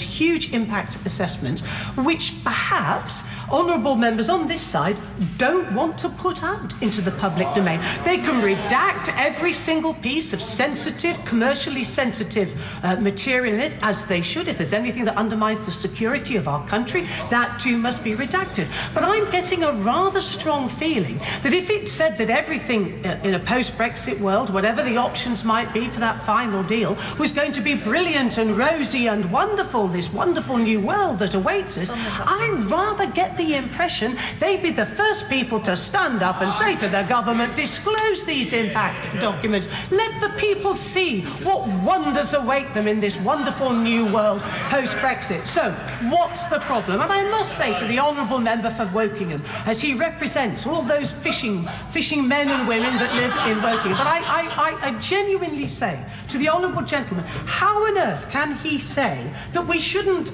disclose all these documents because it would undermine the negotiations if he hasn't seen them in the first place, or even some form of summary of them. But the implication is quite clear. There's something in them that's not to be disclosed because it might actually prick this golden bubble, this balloon of the promised land of Brexit. My constituents are entitled to know the consequences of the various options that are available to this government as it negotiates the transition and then, most importantly, the final deal. My constituents are concerned about their own jobs, and so are the businesses, and of course I'll take that intervention.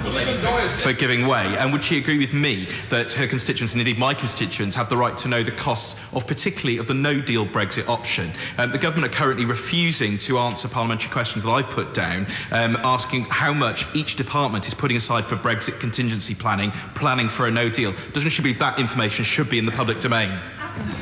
And of course, other honourable members have talked about the impact that they fear for either their constituency or their part of our great country, and they are right. How can local authorities, how can businesses, how can chambers of commerce, all these other people that make our country have the great economy with jobs and prosperity that we have and which we need in the future, how can they plan those things? How can they make important decisions? And how can we as a country come together, as people say we should, heal the divide between the 52 and the 48, which we have failed to do? How can we do all those things unless we are open with people and we are frank with people and we tell them and bring them into the discussion about what Brexit is going to look like and what final deal can be secured for our country? Because we've got, and we now know, whatever the right honourable learned gentleman on the front bench says about where the government has or hasn't been in its policy, it is now clear through the excellent speech of the Prime Minister what we want from the transition deal. Her Florence speech was very clear about that, and of course it was widely welcomed.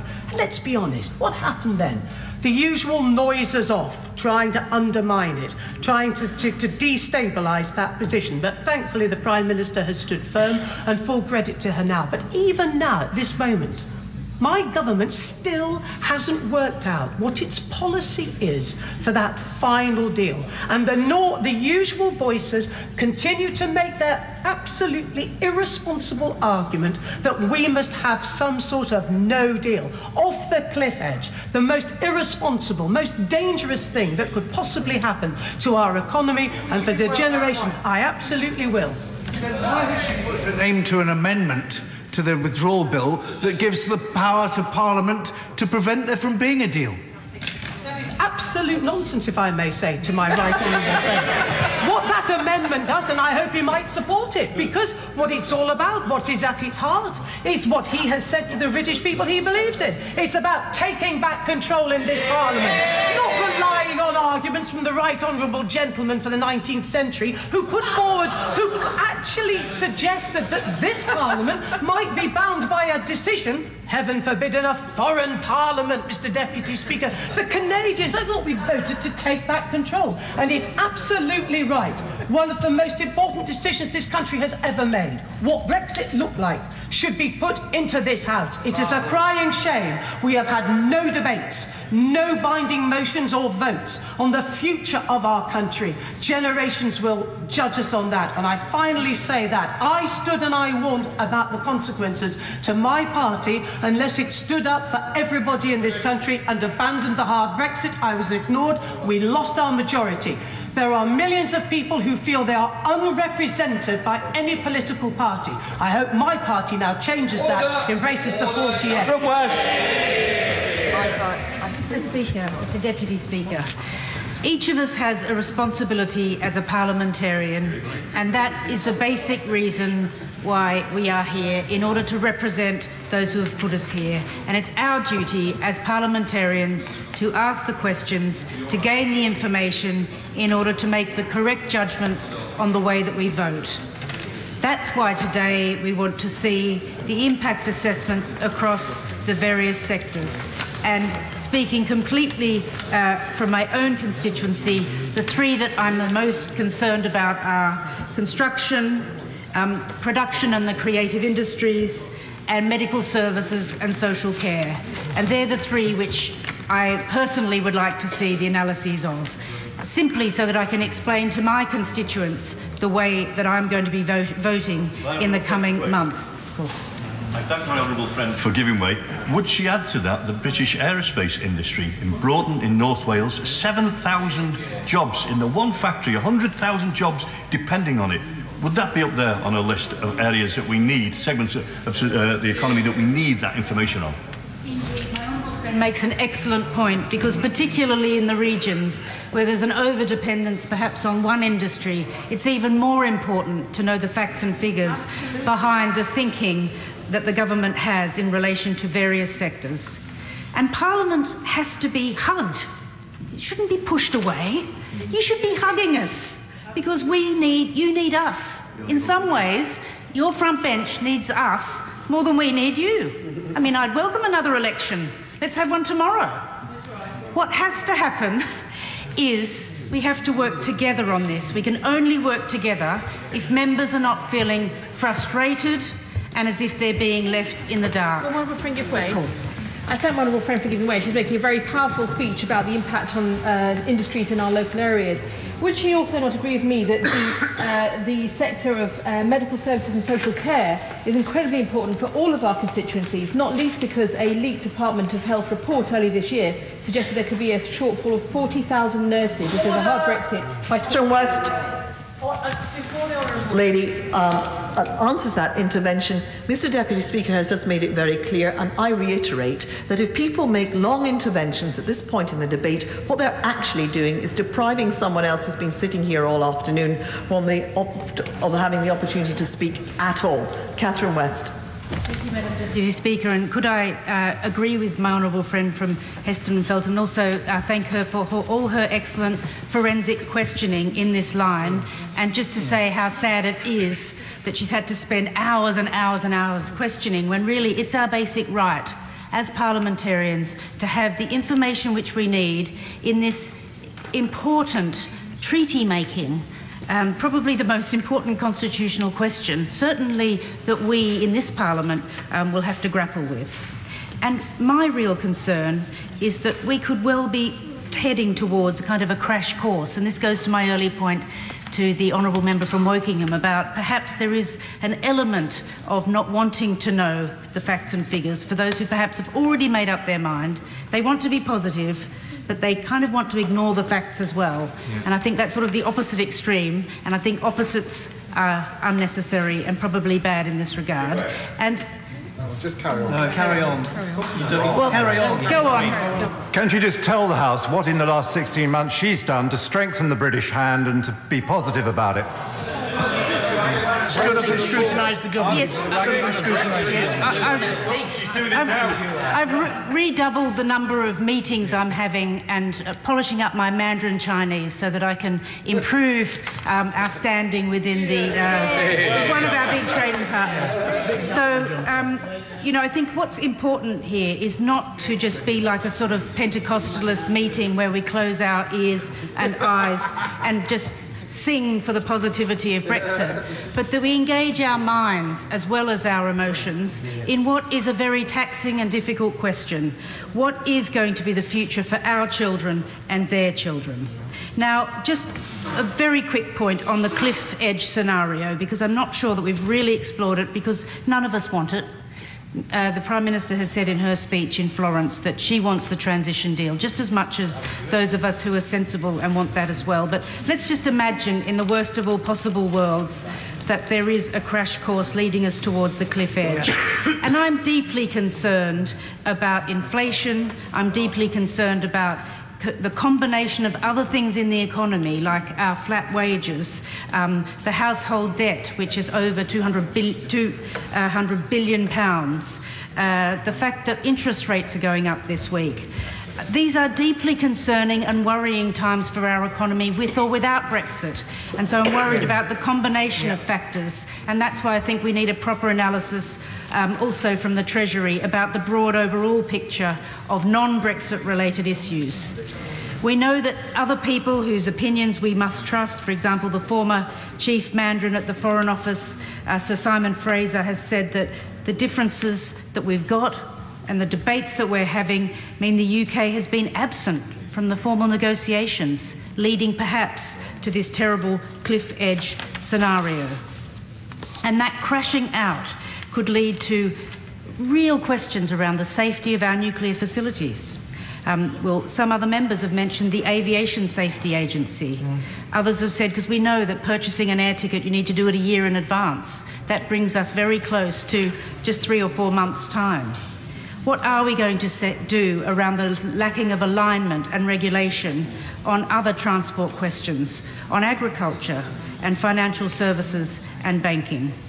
And my final point, Madam Deputy Speaker, relates to the human question of the European citizens in our communities. Not a surgery goes by without a European citizen coming to explain that despite living in the UK for 37 years, contributing to the economy, bringing up a family, they feel deeply alienated, angry. The rhetoric around xenophobic feelings, the rhetoric around how they're feeling accepted or not seems to have been heightened. Even some families wanting to return to European countries after living in the UK for 37 years. I think this is a terrible shame, all because the lack of certainty, the lack of a scientific approach to Brexit, the lack of firm approaches from the Home Office, constantly changing the goalposts. And this would be the worst thing, crashing out of the EU for EU nationals, being completely left in limbo. And the impact that that would have in certain regions would be horrendous. And the health and medical, probably the worst, where our NHS, as we know, is so dependent. So in conclusion, please, could the government stop its confusion, its division, its chaos? Please don't drag us back again and again on this point, but be firm and give us that information which our constituents expect. Hugh Merriman. Thank you, Madam Deputy Speaker. Madam Deputy Speaker, I think if I can perhaps go through my mind and read the mood music of this chamber and what I'm hearing from both benches, it would appear that the opposition bench feel confident that their motion, if it is not successfully opposed, will, at some extent, cause the government to release these papers. And I therefore work on the basis that this may well be the case. And so, Madam Deputy Speaker, I then move beyond that to what these papers will look like and what would be a responsible position for both sides of the House with respect to that information. I think particularly with respect to redacting certain information that may well be deemed commercially sensitive to those organisations that have provided it. And I say this in the true spirit of transparency, because there's a danger that if information that had been passed to the government on the basis that it would not be released thereafter, there may be confidentiality agreements in place, albeit they wouldn't survive a vote of this House. It may well be that those companies are not willing to provide as much information to the government and therefore to the House. So I say in particular to the spokesperson for the opposition, the right honourable gentleman, that perhaps he will be able to work on that basis with the front bench to ensure that we don't find ourselves lacking in information from our business partners in making this a success. And if indeed the information does go through to the Select Committee, I also make the point to the right honourable gentleman, the member for Leeds Central. I know from my own Select Committee chair, the Transport Select Committee, who, having only been sat for a few weeks, has already twice had to warn committee members not to leak documentation outside of committee, that is indeed a difficulty. And I very much hope that he will take all steps he can to ensure that if certain redacted information is indeed given to Select Committee members, that again we try and preserve that spirit that the organisations have delivered through. But, Madam Deputy Speaker, looking beyond this particular challenge and working on the basis if information is to be given, I absolutely favour transparency and there being more information in the process. I'm incredibly interested by what organisations have to say. I'm well aware that often the advice of civil servants perhaps will be quite cautious, but I do hope that our own government benches will perhaps try and look beyond that and recognise that if we don't publish information and we are therefore where we are today, then it does fall to honourable members, such as the honourable member for Glenrothes, to try and make out there's some conspiracy, there's some smoking gun inside that documentation. And it may well be the case that it's nothing of the sort beyond cautious civil service advice. And so perhaps I hope that our own side can take that into account. But, Madam Deputy Speaker, I stand here as somebody who voted to remain when it came to the referendum. And I also stand here as someone that didn't go around campaigning for the Remain team. I spoke to my constituents. I held a whole series of meetings. I wrote to 40,000 households to give them information about both sides of the argument and then very much left it for them to decide. I do not believe that they were duped when it came to the decision. I absolutely find it patronising beyond belief when the SNP benches talk about all of my constituents, 60% who voted the other way that I did so on some false basis, and they're not capable of making their own decisions. It's incredibly patronising for my constituents and many others to be told that. The reality is, I left it to my constituents to make their decision. My constituents made that decision, and as far as I'm concerned, it's my job as a Democrat to ensure that decision goes through. Of course I will give way. Friend for giving way. But would he not accept that it is now becoming clear that a number of promises that were made to people who voted Leave are now not coming forward and are in fact the opposite? So they're not going to get £350 million a week for the NHS. They're not going to see the scrapping of all the regulations and so on, because they're going to be embodied in British law. And they're actually not going to see a particular reduction in immigration either, and arguably they're not going to be better off. It's not that they were stupid by any means. They were simply conned. I think the danger with that argument from my honourable friend is that it presupposes that everybody in this chamber knows exactly the reasons why people voted the way they did. The reality is, looking at the question on the ballot paper, all we know is that more people voted to leave than voted to remain. We don't know the reasons why, and it would be wrong for us to try and interpret it. So on that basis, I stand on the basis, I would, wouldn't I, because I've been elected by those same constituents, so of course I'd say they're right. The SNP benches may want to think about the same principle as well. That for whatever reason, they came to that decision, they were right. And what I want to do, Madam Deputy Speaker, is make a success of it. And this is the big concern about this debate. A great technical debate, I found it rather interesting as a lawyer, but the reality is, does it move us forward to making a success when we leave the European Union? 498 of 650 members of this House voted that Article 50 should be triggered. Surely it follows that they have it within their interest to make a success of a decision that ultimately they made.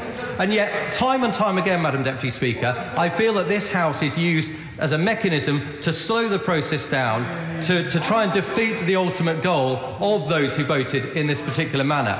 And I find it a terrible shame. And the rail route, and I will not take any more interventions, the honourable gentleman will have his own time. I find it a shame because in the Transport Select Committee on Monday, we heard from 4 leaders from British Airways, EasyJet, Manchester and Heathrow airports. We are all put challenging positions down about whether this would be a success for industry. They could not have been more confident that it would be a success. They were confident in their industry, but with the proviso that between industry and politicians, we would make a success of it. My concern is that politicians seem to be the ones that don't seem to have it in them to make a success of it. And again, I would challenge all of those honourable members who voted to trigger Article 50 to talk it up and make a success of this process. Point of order, Mr. Jenkins. Thank you, Madam Deputy Speaker. I've been listening carefully to the exchanges during this debate.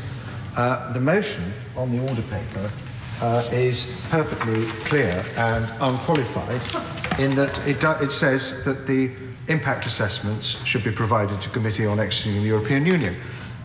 But actually, during the exchanges, the proposers of this motion and others who are supporting this motion have suggested that parts of those documents might be withheld. Have you received an amendment to this motion that might qualify what should be provided to the Select Committee, or is it just for the government to interpret after this debate what they should do? I thank the honourable gentleman for his point of order. I can answer the practical part of the point of order. Very simply, the Chair has received no such amendment. As far as I'm concerned, and I can be very positive about this, the matter which is currently being debated is exactly the wording in the motion before us on the order paper. And the way in which the opposition interprets that might be different from the way in which the government interprets it. That is what this chamber is here for, to discuss those differences and to come to a conclusion. Point of order, Mrs. Soubry. Is it in order for the government to disclose to members of the media what it will plan to do in relation to these documents? I've just seen a tweet from the rather excellent political correspondent from the Sun newspaper who says that it's his understanding the government will release these documents heavily redacted. I thank the honourable lady for her very reasonable point of order, and it is not a matter for the Chair to rule on what the government may say to journalists. But I would say to the honourable lady that while there is a debate going on in this chamber about a matter of great importance, then the place in which announcements in connection with pertaining to that matter of importance should be made is here in this chamber.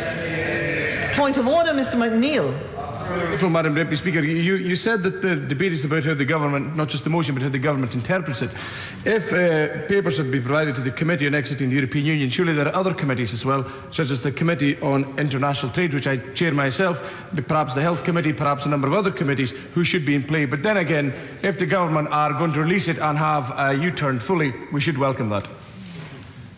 Thank the honourable gentleman for his point of order, and I understand that from the point of view, his point of view as chairman of another select committee, he's made his point very well. As I said earlier today, it is not a matter on which I can make a ruling at this moment from the chair. Point of order, Mr. Bryant. Madam Deputy Speaker, there seems to be in the government's mind some belief that they should do all the redaction. If the House has decided that these should be provided to a select committee, and that then the select committee can decide what it is going to publish, I believe that's better. But the serious, important point is, if any member of that committee were to breach the committee's decisions and were to publish them willy-nilly off their own bat, I'm sure you would agree that would be a matter of privilege. That would be abusing, that would be a contempt of Parliament. I thank the honourable gentleman for his most interesting point of order, but it is a hypothetical one, and I would hope that any member of a committee would act in a way which would not be a breach of privilege and would not breach the rules of Parliament, which are there not for the sake and the whole issue of privilege and the importance of privilege and the importance of behaving in a way that is commensurate with the role of being an honourable member of this House, is there not for the sake of tradition or any other frothy reason, but to preserve our freedom through democracy, and that's why these matters are of great importance. I think we will now return to the debate, because these points of order, the Chamber knows perfectly well, are not for the Chair, but are matters for debate. There's clearly disagreement, and that's why we have debates on these matters, which will now be commenced by Mr. Phil Wilson. Thank you, Madam Deputy Speaker. I just want to start off by following on from what the Right Honourable Friend for the Brexit Select Committee was saying about the Customs Union. I've received information from the North East England Chamber of Commerce about the state of companies in the North East of England to deal with us actually leaving the Customs Union. And what they've said is that they believe a lot of their companies, the majority of them, don't have the necessary skills to deal with the Customs Union or the new customs arrangement if we leave. And they say that the HMRC shows no inclination to provide any support to business to ensure company compliance. In fact, the new intake of 1,000 staff at the HMRC will be there just to raise revenue, not to help ensure that companies get the documentation right. And they also say if we have a no-deal scenario where everything sent from and to the EU has to have a customs declaration done for clearance purposes, then the cost of business will be huge. A customs declaration currently costs between £20 and £40, in some cases £75, and sometimes they are charged by the line. There are 16,600 commodity codes and over 300 custom procedure codes.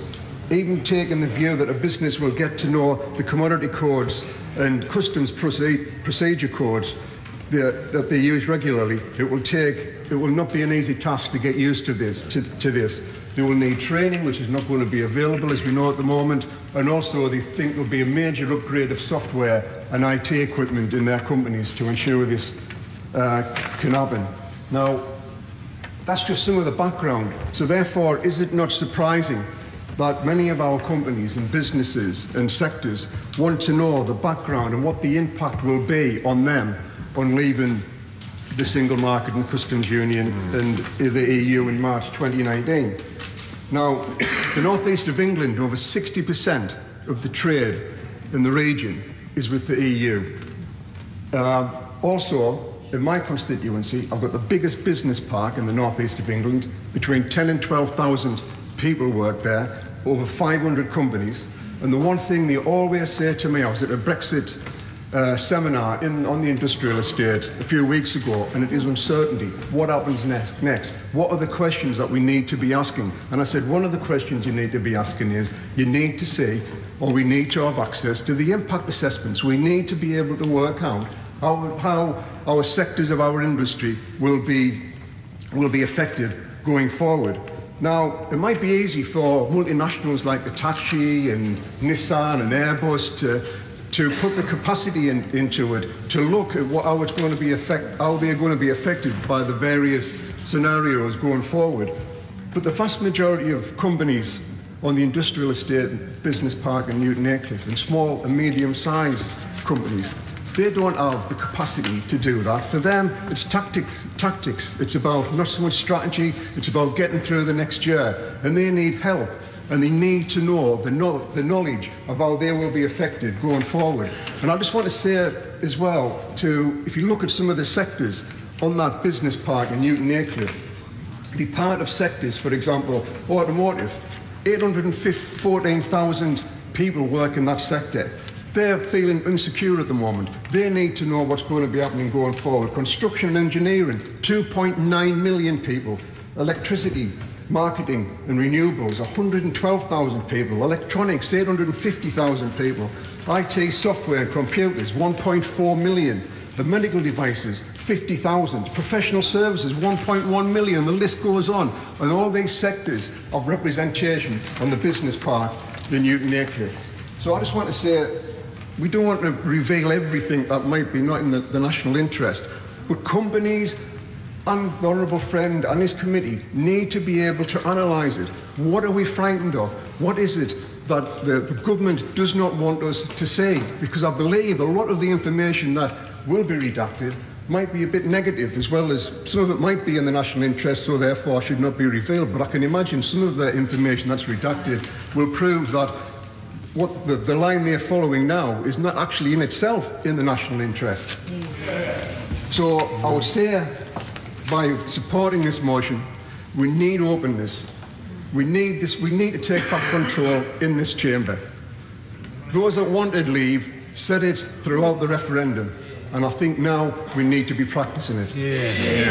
Bernard Jenkins. Thank you, Madam Deputy Speaker. And the Honourable Gentleman for Senchfield, who's just sat down, is another supporter of this motion who is now talking about a set of redacted documents, justifiably redacted documents, being released as opposed to the complete documents.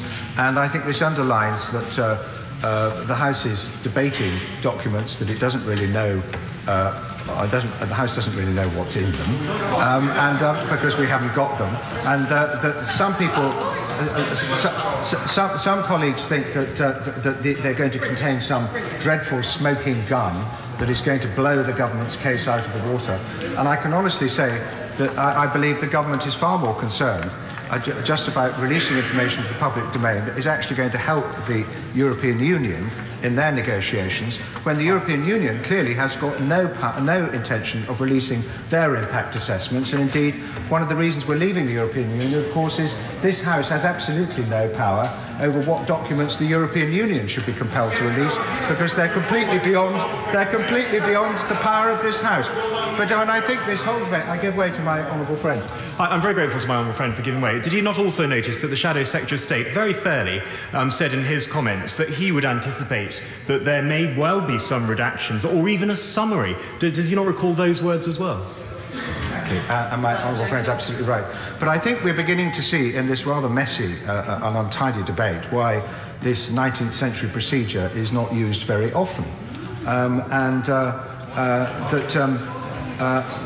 the Select Committee hasn't requested these documents. That would be the usual procedure in a Select Committee, that they would request documents. No writ has been issued or summons on any of these documents has been issued.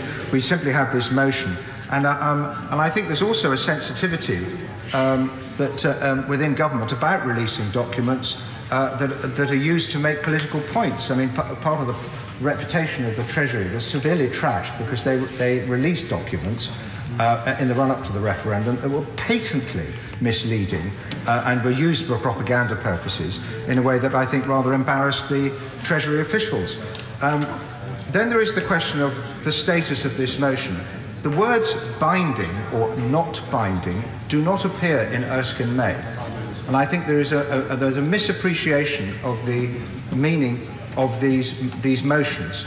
By passing a motion, the House is not making law. There are no enforceable obligations enforceable through the courts, as there would be if we were passing a regulation or an Act of Parliament. It is an expression of the will of the House. And I am the last person to suggest that the government should just... the government... I'm grateful.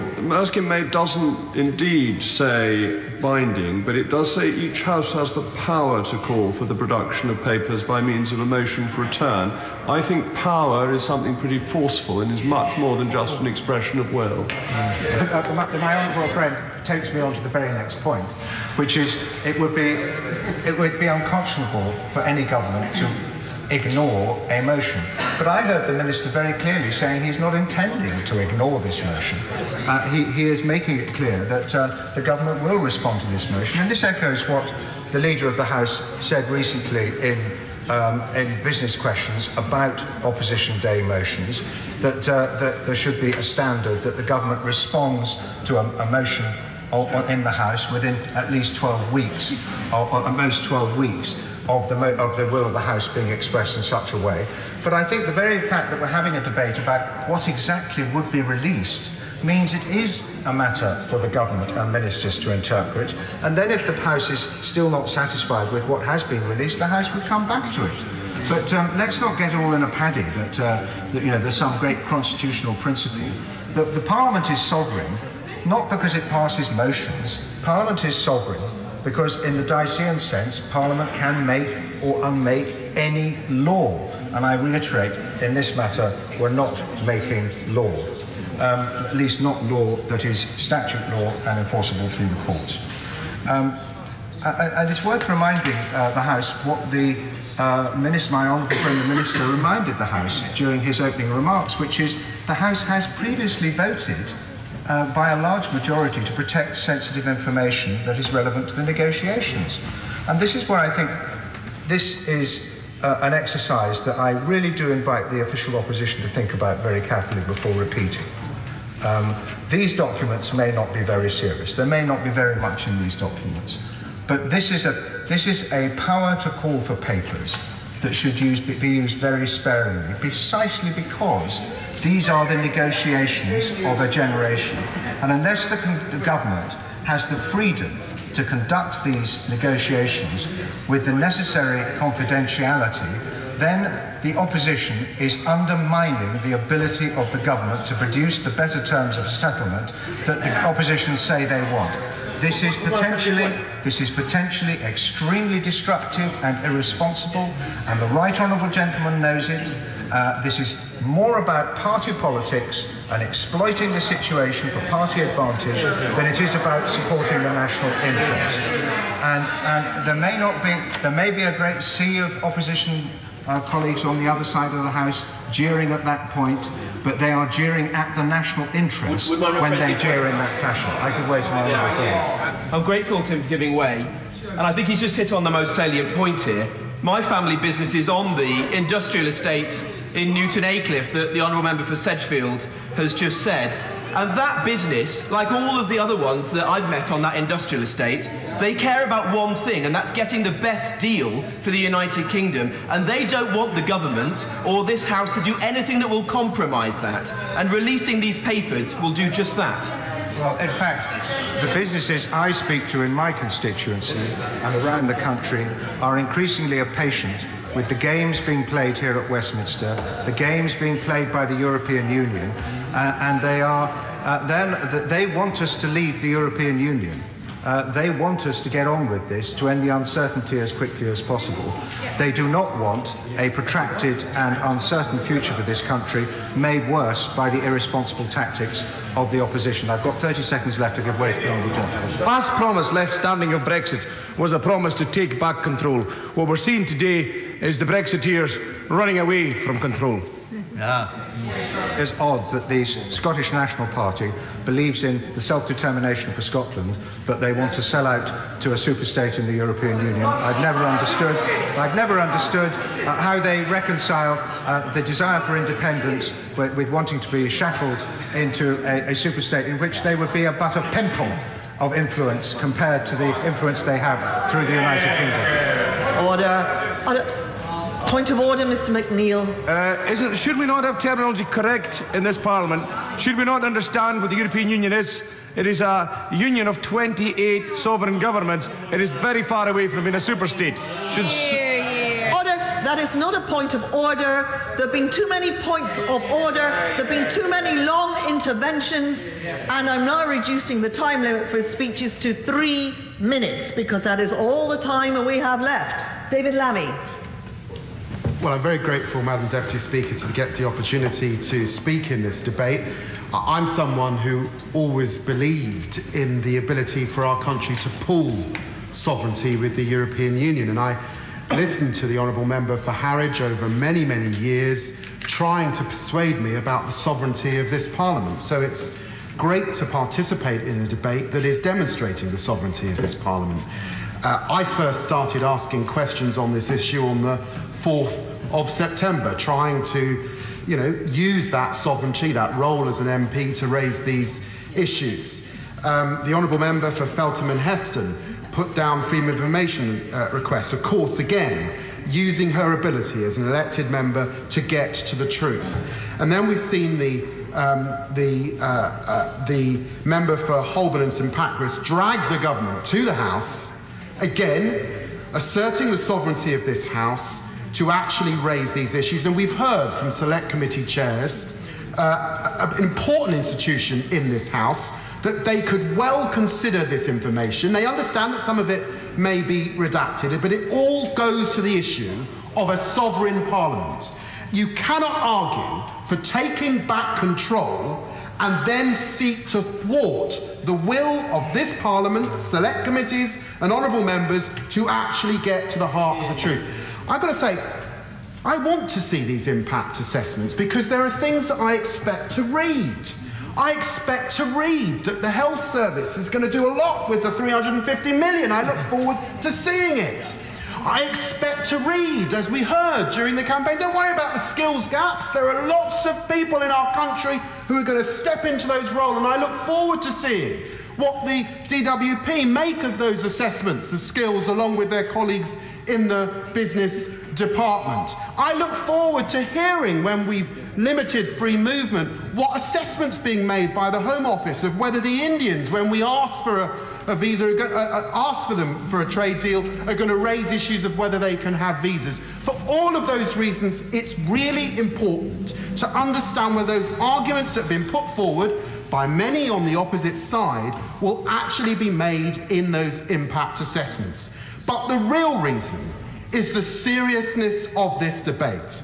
It is that as night follows day, mostly it will not be us in this chamber that suffer or struggle as a consequence of any shift in our economy. It is people's jobs. It is their livelihoods. It is how they feed their children that matter. And for all of those reasons, we must see those impact assessments. And it's a crying shame that this began because of PQs and freedom of information requests, not because the government felt able to be open. Ford. First of all, I'm very glad that these impact assessments and cross-sectorial assessments exist. I remember over a year ago saying we should be looking at the detail, and as a British Conservative in the European Parliament, I worked hand in hand with British Conservative ministers to champion better regulation, saying before we make decisions we should consult the stakeholders, look at the different impacts and assess the options. So thank you for going through that exercise. I'm delighted that the ministers have been meeting stakeholders, talking to businesses, government organisations and consumer groups too. But I also understand why the other side of the House want to know more about what's going on. There is deep concern about this country. Brexit does carry risks. I, as a Remainer, warned about that. The risks have not gone away. The country needs to be reassured that we are acting in the best interests, and transparency is really important. However, the decisions are not black and white. The ministers will have been given price-sensitive, confidential information. I know that because stakeholders have told me they've given that. And if that information is put in the public domain, those very jobs that members on the other side of the House say that they want to protect would actually be jeopardised. And information could also jeopardise our ongoing negotiations. It is not normal in a trade negotiation to show all your cards. Indeed, it is normal to keep your cards close to your chest. That is what the European Parliament does. I remember during the EU-US trade agreements, information on sector-specific issues was not shared with the committee meetings. The ministers or the negotiators didn't even come and give information in a public forum.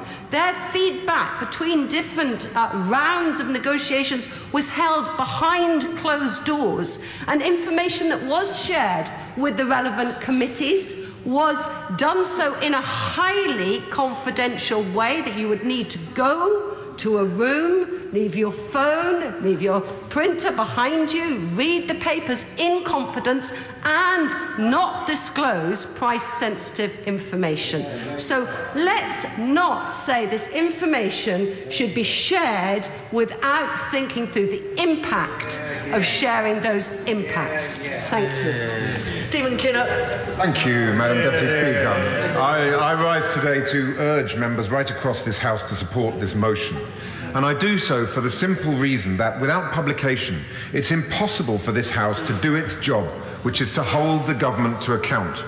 We must have a full, frank and informed debate about what Brexit means, and particularly what a no-deal Brexit would mean for our society, for our economy, for jobs, trade and living standards.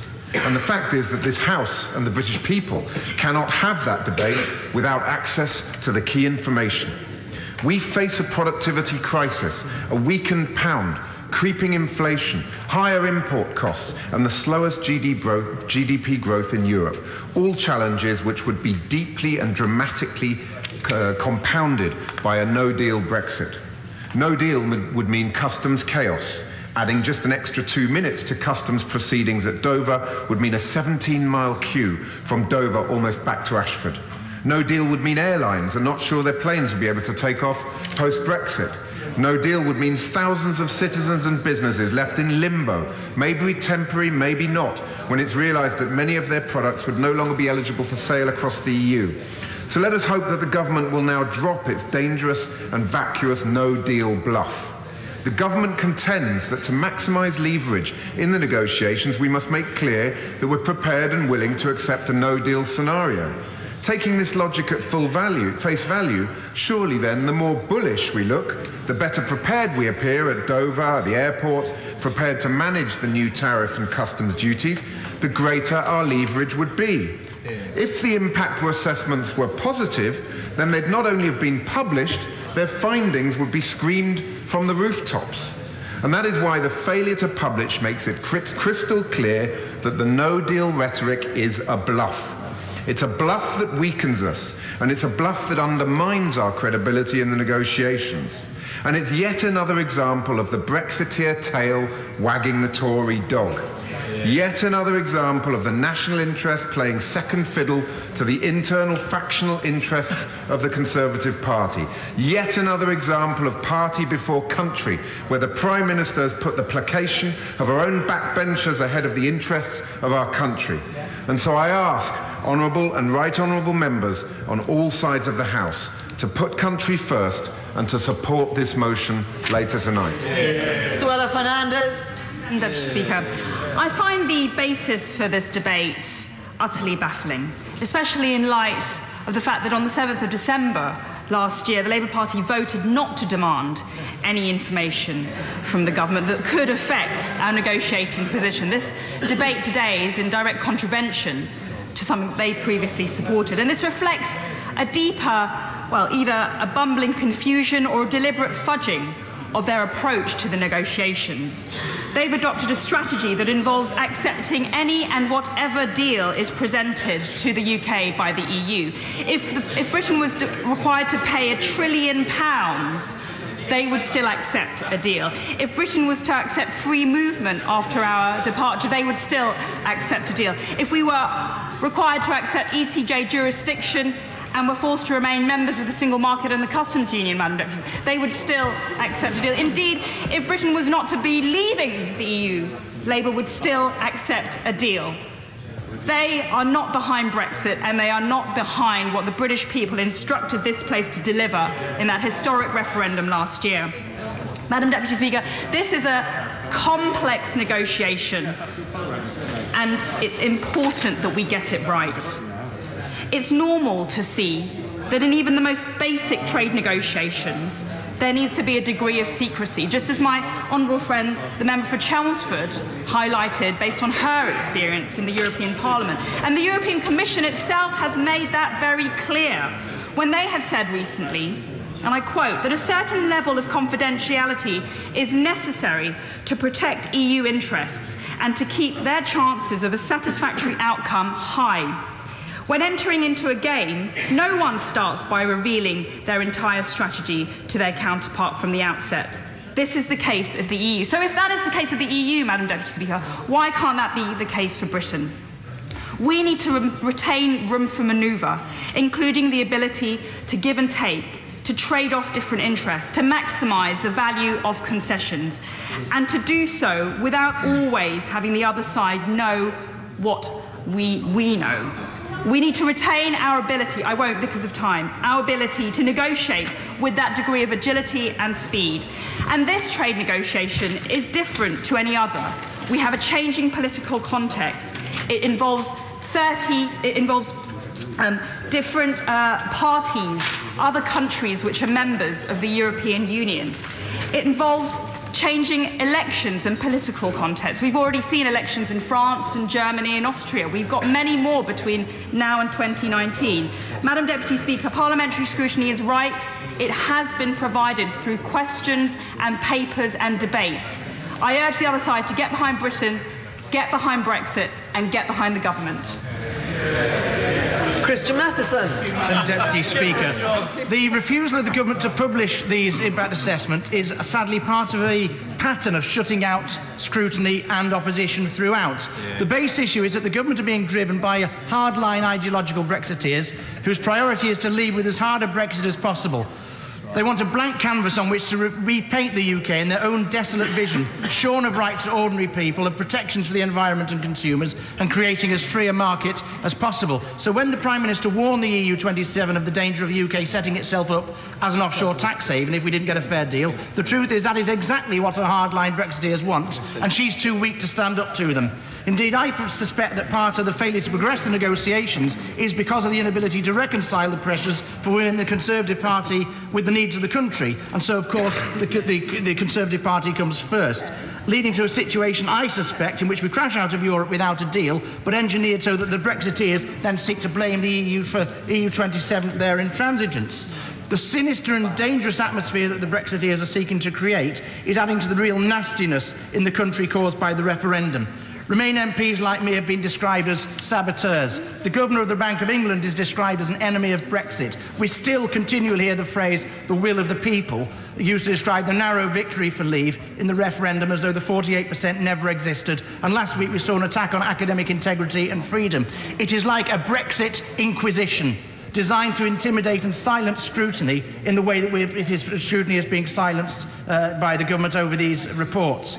Because they know how badly things are likely to go. But if they're so confident, as other honourable members have made the point today, why don't they publish the impact assessments? Let's see how strong the government's hand actually is. What have they got to hide? What is for certain is that the Brexiteers want to rush through any deal before the absurdity of their position is exposed, hence the anti-intellectualism of this Brexit inquisition. And an even greater reason to shut down scrutiny and rush things through is the increasing evidence of manipulation of the referendum by foreign powers. The unholy alliance of Brexiteers, Trumpeteers and Russia is perhaps the most sinister aspect of this whole sorry affair. And I do ask the Brexiteers why they want to align themselves with Putin's government in seeking the breakup of the EU. So I support the call from my right honourable friend from Exeter for an inquiry that would have to come before, that would have to be blocked, of course, by the Brexiteers opposite. We need the disinfecting light shed on the Brexit process, and the first step to do that would be the publication of these reports, because when things go south after Brexit, and they will, the British people who will suffer will never forgive this government for not revealing the truth while there was still time. Kevin Foster. Thank you, Madam Deputy Speaker, and it's a pleasure to be called to speak in this debate, because some of my colleagues will know that when it comes to discovering new and arcane areas of parliamentary procedure, it's always an interesting moment in the chamber. So to see this one has been particularly good this afternoon. I think I'd actually, though, bring to the actual motion we're debating, because there seems to be some people under the impression, certainly someone listening to this debate, would think that this motion says that everything should be released publicly, immediately. Well, that's actually not what this motion says.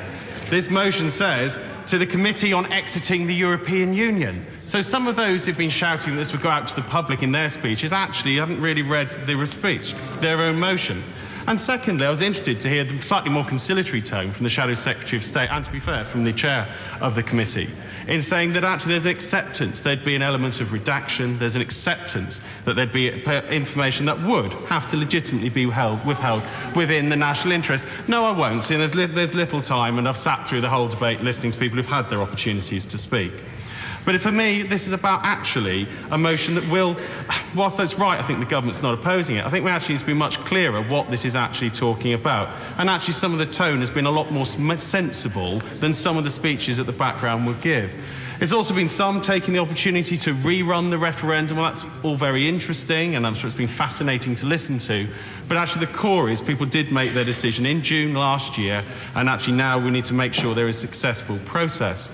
And for me, when I hear the talks about issues of no deal, I'm yet to hear a European country say, right, the EU must stay with Britain in the negotiation until they finally give in to what they demand. The EU has left the possibility of no deal on the table. It's therefore not unreasonable the other party in this negotiations, the UK government, does exactly the same. I was reassured to hear the comments from the Minister earlier, and I'm sure there will be a genuine wish to engage with this House and wanting to engage with information that actually helps and advance our debate. But I think some of what we've heard this afternoon has just been playing to a gallery, trying to pretend information isn't being put out there when it will be, trying to say that this is the people are demanding that it should all be published immediately, yet in their own speeches, one of the main ones, they've said they accept some of it needs to be redacted or in the national interest, or that a summary could be presented, and I'm sure the government will take that away and consider that seriously about whether a summary could cover the points that are being made. So therefore, for me, I think this has been a useful debate. I think some information should come forward, but I think people should be upfront and clear that arguing about this sort of process isn't actually getting us towards a final deal. And what we mustn't do is do things in this House that actually put the national interest behind, because that's what people won't forgive us for. And if we chuck stuff out into the paper that actually sees real impacts, and that's our advice, it is right that governments have a chance to explore options, make things out, but actually I think most of this, whilst it's been an interesting chance to explore procedure, I think actually we need to really be clear what this motion was actually about. Seema Malhotra. Thank you, Madam Deputy Speaker. I'd like to thank the Right Honourable Member, my honourable friend for Hobanus and Pancras for bringing this important debate today, and to thank all honourable members who have called for the publication of the sectoral impact assessments. Our economy is on the brink of the biggest change for generations. Sharing these reports is an important part of how Parliament and the Government plan together for the big change ahead to achieve the best deal for British businesses and families. It's unclear to me why the Government is determined to keep 29 million British workers and their parliamentary representatives in the dark about the impact Brexit could have on their jobs, careers and livelihoods. But this is not just an opposition issue. Chairs of select committees have supported publication. Over 180 MPs across parties have backed a letter written by the Right Honourable Member for Tottenham and myself to the Secretary of State. And it matters because the situation we face is potentially very serious. As just one sign, the Bank of England believes that up to 75,000 jobs could be lost within the financial services industry as a result of Brexit. And in the years since the referendum, we've fallen from the top of the G7 growth league table to the bottom. To have a proper debate about the impact of Brexit on our economy, jobs and living standards, we need to know to the fullest possible extent the effects it will have on every sector. This is not about leave or remain. It's about country before party. It's not about taking sides, but about a nation planning together. It's about leadership, transparency, clarity and responsibility. Will honourable friend give way? I will give way. I thank my honourable friend for giving way. I'll be very brief. Does she agree with me that the opposition from government side is wholly confused? The last two speakers, one said this can't be released because it would lay open our hand in negotiations, and the other admitted that it wouldn't because it would be being provided in confidence to the Select Committee. I thank my honourable friend, and I will come on to talking about the confusion that is, I believe, holding back the common sense in this debate. Madam Deputy Speaker, we are getting the sense that there is a change of heart by the government, and I welcome that because supporting this motion is the right thing to do. But I hope that before the reports are provided to Parliament, that the ministers will read them first. I hope today that we will also have confirmation of the timing by which this will happen. The list of studies was published this week, 4 months after they were first promised. But with 17 months to go till Brexit Day, time is of the essence. In 2 years, the Secretary of State has gone from saying the FOI information is withheld from the public for no good reason other than to spare the blushes of the powerful, to now saying the government needed safe spaces for policy development to be conducted in private. In a year, he's gone from saying we have far more to gain than we have to lose, while the opposite is true for the EU, to telling the EU Lords Select Committee yesterday that Britain's Brexit withdrawal agreement will probably favour the EU. Madam Deputy Speaker, the confusion at the heart of government must not now get in the way of a nation planning together for the huge challenges to our economy that clearly lie ahead. Madam Deputy Speaker, the government has interpreted the motions on the opposition days on the 12th of October and the 7th of December 2016 as binding. In the interest of the country, it should do so with the motion that I am sure and confident that the House will pass today. Let me make it absolutely clear that when someone who has the floor takes an intervention and allows someone who has not been sitting here waiting to speak, therefore to make their point, what then happens is that at the end of a busy debate like this, there are many people who will not have the opportunity to speak. That is what is about to happen, and every member of this House ought to be responsible for not taking interventions or for keeping their remarks short. It is honourable members who are stopping other honourable members from speaking. Mr. Rees-Mogg. Thank you, Madam Deputy Speaker. I should like to begin by congratulating the Right Honourable and Learned Member for Holborn and St Pancras for his motion.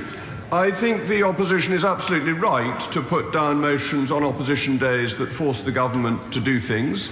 I think it has been a general waste of this House's time to have motions on motherhood and apple pie, which has been the tendency in recent years, and to ensure that we have a serious, substantial matter on which to vote is a very encouraging trend, and one I actually hope will continue.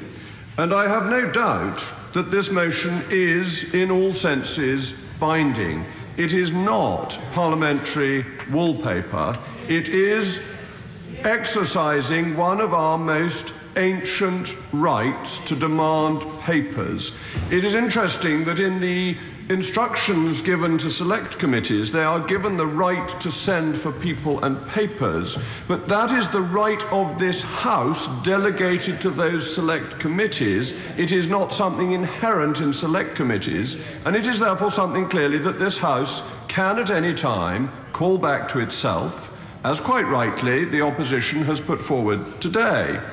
As to the papers themselves, I have no particular view that this is, in normal circumstances, a matter for the government, and I would have gone along with the government had it wished to oppose today's motion.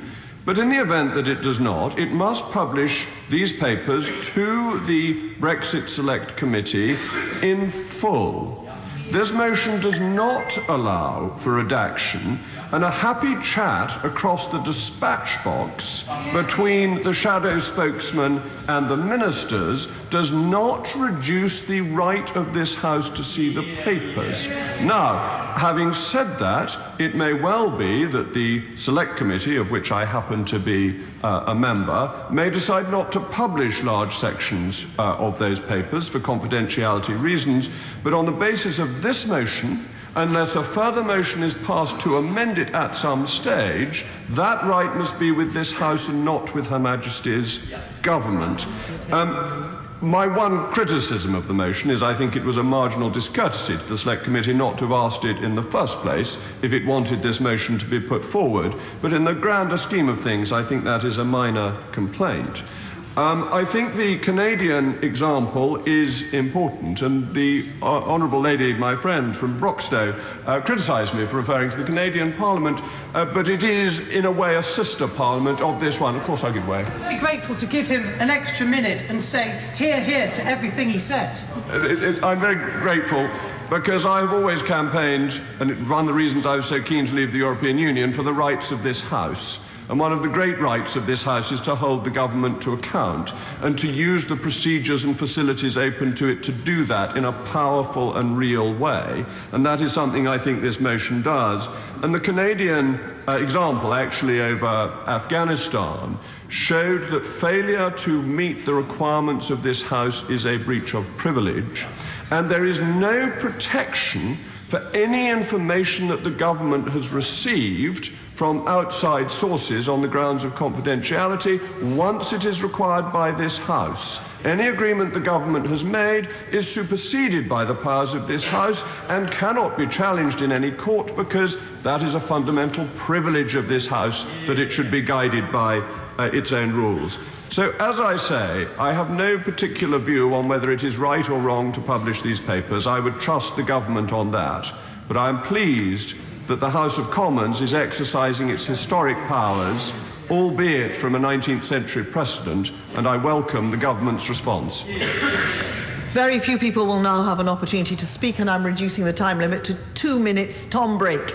Thank you, Madam Deputy Speaker. I've spoken many times in this House over the last 20 years on freedom of information. I want to focus on that today, and was nearly thrown out of the chamber by Michael Martin for my pains some years ago for pressing for extension to freedom of information. What I want to focus on, the government side have focused very much on why publication of these documents would damage the interests of the UK and affect the government's policy-making process. But the Freedom of Information Act requires the government also to consider the public interest.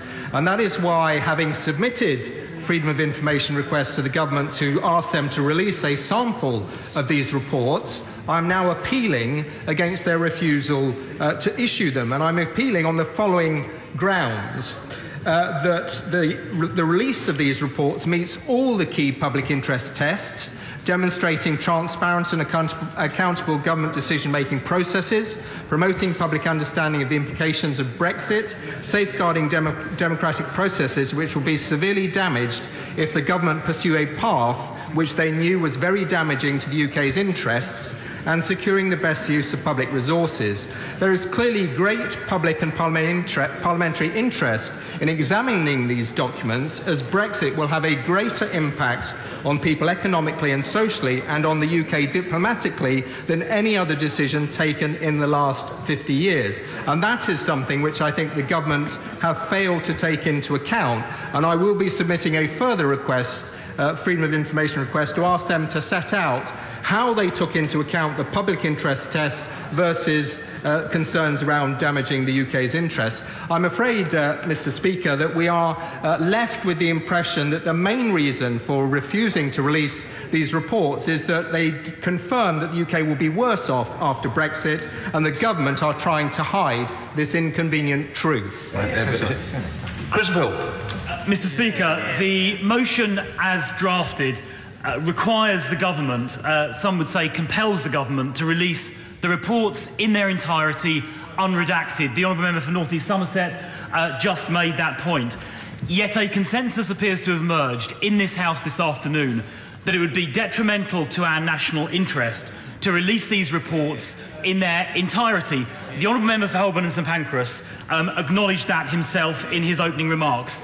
Therefore, I put a question. I give way. Can I just intervene? What I said, thank you, Mr. Speaker, what I said in my opening was in criticism of the blanket ban, to say the government should consider first whether any of it needs to be withheld, if so, whether bits of it could be released, summaries or gist. So I was criticising the government's approach for not having gone through that exercise already, which they should have gone through. I wasn't actually talking about what the motion means.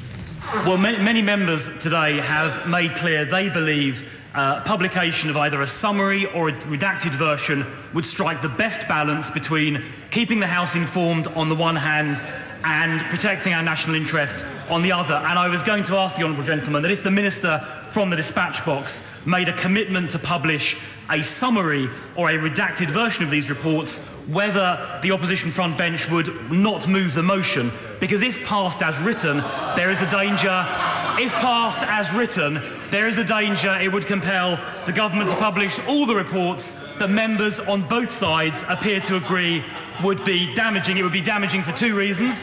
It would be damaging firstly because those contributors to those reports, companies, would have their commercial information revealed, even though the government had given them an undertaking of confidentiality. And secondly, it would reveal our position to our negotiating counterparts. There is also, I'm afraid to say, a history of confidential material leaking out of select committees, and although the chairman of the select committee, the Right Honourable Member for Leeds Central, said he would seek to prevent any confidential material leaking out, there have been, I'm afraid to say, a number of occasions in the recent past when that has happened. In 2012, a DCMS Select Committee report on phone hacking was leaked. In 2016, a Select Committee report on arms export control was leaked to Newsnight. In 1999, a Social Security report was leaked to Gordon Brown's then PPS. Robin Cook received a leak in 1999 in relation to a Foreign Affairs Committee. And in 2013, a Public Accounts Committee report on Wonga was leaked to Wonga. So there are, I think, very legitimate concerns about whether material given to a select committee will necessarily remain confidential. So, Mr. Speaker, in conclusion, I think there has been a measure of consensus in this House this afternoon that a partial, a redacted or summary version of these reports would strike the right balance. It may be that the Minister from the dispatch box gives an undertaking along those lines, and it would, I think, be in the national interest if the opposition front bench find those assurances satisfactory to not move their motion. Catherine McKinnell. Speaker, I believe the government's position on this issue is hugely symbolic. The unwillingness of ministers to furnish a committee of this House with basic information is a symbol of a government in trouble, seeking to avoid proper scrutiny and challenge by elected members of this Parliament. I also believe that the government's position on this motion today is symbolic of what is entirely wrong with this government's approach to Brexit and how we find our country moving through this historic approach since the referendum. Last year, as the Prime Minister came to power, she found herself leading a nation that was clearly divided on its views on this subject. The government should have been straining and should be straining every sinew to bring this country back together. But instead, we have an unelected Prime Minister determined to press ahead with a who-knows-what Brexit, regardless of the consequences for different parts of the country and sectors of the economy. A government willing to do it with as little scrutiny as possible, and ministers using a Whitehall-knows-best approach to a process that will profoundly impact this country for decades to come. So instead of bringing the country back together, this total lack of transparency and engagement with people's very real concerns is only serving to create further distrust and division. And why is this important to the North East? Well, we know the government has undertaken the modelling of the impacts. It's been reported that the Department for Brexit in the European Union has carried out analysis concluding that the North East of England and Scotland will be the two countries worst affected. And it stands to reason. 60% of our exports go to the EU. We rely on millions of pounds in agricultural, structural, social and university funding. We were told loudly and clearly last year that leaving the EU was about taking back control, that voting leave would ensure the primacy of this sovereign parliament. Instead, we now have a minority government determined to obfuscate at every stage, overriding parliamentary democracy at every opportunity. This must end today. Dr. Sarah Wollaston. Mr. Speaker, the Health Select Committee will shortly begin its inquiry into Brexit, medicines, medical devices and substances of human origin. Amongst other issues, we'll be considering how we guarantee the safe, effective and timely access to medicines and substances of human origin. We'll be considering, for example, the future of medical research and development, how we cooperate and collaborate across the European Union after we leave the European Union, and access to the appropriate workforce. The stakes could not be higher. The Health Select Committee does not want to damage the national interest. We want to do our job on behalf of patients, this House and the public. Now, we know that there are sectoral analyses in life sciences, pharmaceuticals, medical devices, medical services and social care. I did discuss with the committee in advance of our hearing yesterday whether we wished to call for these papers, and we discussed many of the issues that have been raised in this House. The committee was unanimous in giving me the authority to formally request these papers from the Secretary of State, and I did so. And so I think, although there's been much comment this afternoon that there was a discourtesy in not raising this with the Select Committee, the Select Committee has considered this, and we would like these papers on behalf of our patients to allow us to better do our job. I believe in transparency. I understand the issues that have been raised. I would be prepared to see these documents in a private setting if it's believed that that is the right way forward. But I can do a better job, the committee can do a better job on behalf of this House if we have access to this information, and I call for the Secretary of State to release it to us. Lambos, Chair Lambos. Mr. Speaker, the 58 impact assessments that we know of have been carried out on instructions of the government and cover almost every imaginable area which will be affected by Brexit. Withdrawal from the European Union will arguably be the most important decision to be taken by Parliament in over 40 years. It is only right and proper that parliamentarians have the right to know what the impact of leaving the EU on different areas covered by the impact assessments are made known. To pick on a few areas where the impact assessments have been carried out: aviation. If I book a flight to Spain on the 31st of March 2019, will my flight be able to take off and land as it does now? What would happen to automatic flying rights if transitional arrangements are not agreed? Legal services.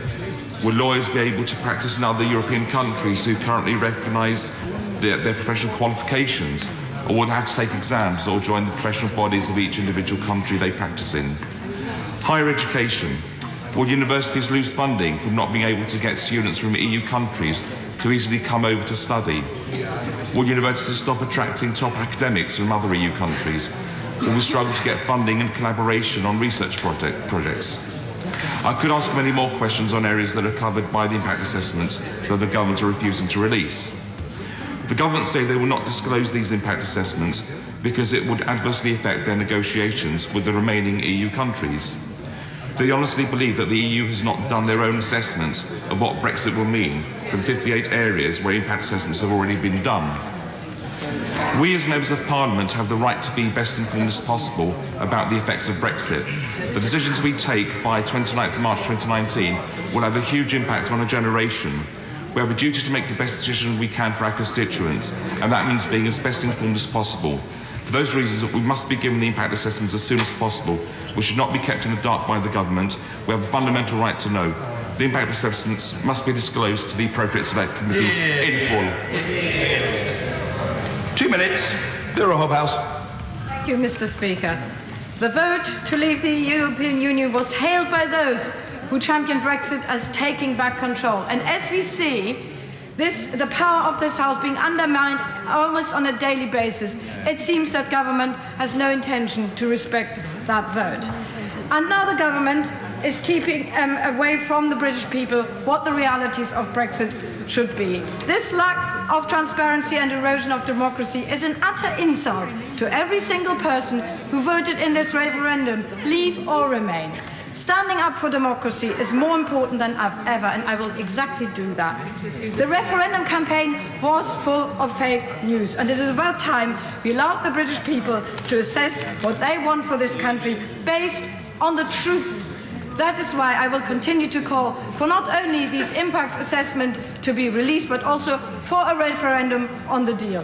What began with democracy should not end in a government plot shrouded in secrecy. There can only be one reason why the Secretary of State refuses to release the impact assessment. Then he must be hiding bad news. The EU must be fully aware that Brexit will probably have a very negative impact on the UK. And the Secretary of State is kidding himself if he thinks hiding these impact assessments will solve any of it. I ask the Brexiteers of this House, as they sit there and oppose the referendum on the deal, and as they oppose releasing the impact assessment, what are you hiding? What are you afraid of? I would say it looks to me like they're hiding the reality of Brexit because you're afraid that the promises you sold to the public will now be revealed as fake news. I do support this motion. Thank you, Mr. Speaker. Sure. Paul Bromfield. Thank you, Mr. Speaker, and I'm pleased to wind up on a debate on an issue which is fundamental to the way in which we approach the most important negotiations our country has faced, arguably since the Second World War. I'm pleased that strong voices have been raised on both sides of the House in support of our motion. There has clearly been some noise from benches opposite seeking to defend the indefensible, that no part of these documents should be published in any circumstances, and to do so apparently in contradiction with their own front bench. Point of order, Mr. Speaker. Bradshaw. I do apologise for raising a point of order, but I did give my honourable friend prior warning. As you may have heard, there was a certain amount of confusion earlier in the debate about whether this motion is binding or not, and I would be grateful if you could give your own view on that. Well, I'm very grateful to the Right Honourable Gentleman for his point of order. Very briefly, I had anticipated that this might arise at the end of the debate. I would say that motions of this kind have in the past been seen as effective or binding. I'll leave it there for now, but if this matter needs to be returned to at the end of the debate, no doubt it will be. Paul Bromfield. Thank you, Mr. Speaker. I think that is helpful. What I do want to take this opportunity to do is repeat what our motion seeks, so there can be no misunderstanding. We have not, and we would not, advocate publishing any information that would compromise the country's negotiating position. We are requesting that the 58 sectoral impact assessments, the economic assessments into how the Brexit process will affect the industries that account for 88% of our economy, the jobs of up to 30 million people and the livelihoods of many more, are released to the Select Committee for exiting the European Union. And it will be for that committee, as a cross-party body of this House, to agree upon the process for publication. And the chair of that committee made a powerful contribution on why that publication is so important. The issue here, Mr. Speaker, is that an absolute blanket ban on publishing any information from the assessments is simply not acceptable. This is about pursuing an honest debate about the future of our country. It is, as the Honourable Member for Broxtowe said, about grown-up, serious politics. Now, members have talked about many sectors. Let me cite another, the nuclear industry, which hasn't been mentioned so far. Crucial, employs 15,000 people. With a number of colleagues, I'm currently serving on the Nuclear Safeguards Bill Committee. Access to the nuclear industry assessment would enable us as members of Parliament to scrutinise and in turn make more informed decisions on the legislation. That bill is the first of many Brexit-related bills that will come to this House, and it is vital that as members we have access to these assessments in doing our jobs for the people that we represent. Too often, Mr. Speaker, the government seems to regard this House as an inconvenient hurdle to be sidestepped. We've seen it in their refusal to vote on Opposition Day motions. We've seen it in their power grab in the delegated powers in the withdrawal bill. And we saw it in the £1 million they spent trying to ensure that this House could not vote on triggering Article 50. One of their own members has criticised them for reducing this place to a student debating chamber.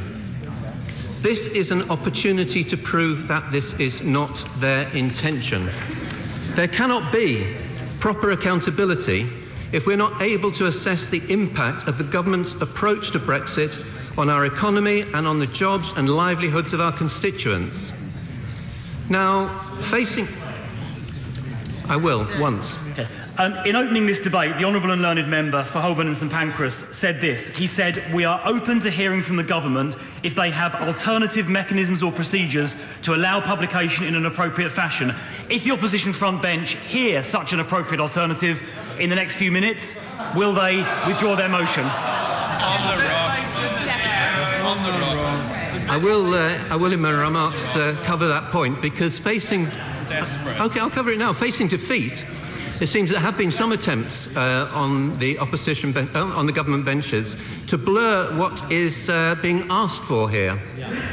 And so let me be absolutely clear. We are saying, and we have no intention of withdrawing this motion, we are saying that the government should release these documents in full and unredacted to the Select Committee for exiting the European Union. And we should trust our colleagues on that committee to decide upon the sensible and transparent process for publication more widely. So let me return to the Brexit Secretary's own words, were he here, at a different time, when as Chair of the Public Accounts Committee in December 1999, he applied a simple test on the release of information, and I quote, "whether it makes democracy and government work better." And he went on to say that a class exemption applying to all information relating to formulation and development of government policy, including factual information, is a ludicrous blanket exemption. It was wrong then, it is wrong now. This is I won't, I'm afraid. This is a motion in the interest of transparency and accountability. It draws support from both sides of the House. It should command the support of government, and not simply, as the Honourable Member for Worcester said in his opening remarks, to pay regard to this motion, but as the Honourable Member for North East Somerset said, to respect it. The credibility of our democracy is at stake. If the government do not plan to honour this motion, they should vote against it. If they choose to sit on their hands, it should only be because they intend to respect it and respect it in full. And I hope that they will. We call the Minister Steve Baker to reply to the debate. Mr. Speaker, it's a pleasure to rise at the end of what has been a genuinely fascinating debate, and I'd like to thank all honourable and right honourable members who have taken part. And I'd particularly like to welcome the tone and substance of what was said by the right honourable and learned gentleman, the member for Holborn and St Pancras, in his opening remarks, and also the right honourable gentleman, the chairman of the Select Committee for Leeds Central. Mr. Speaker, members of this government are first and foremost parliamentarians. The government recognises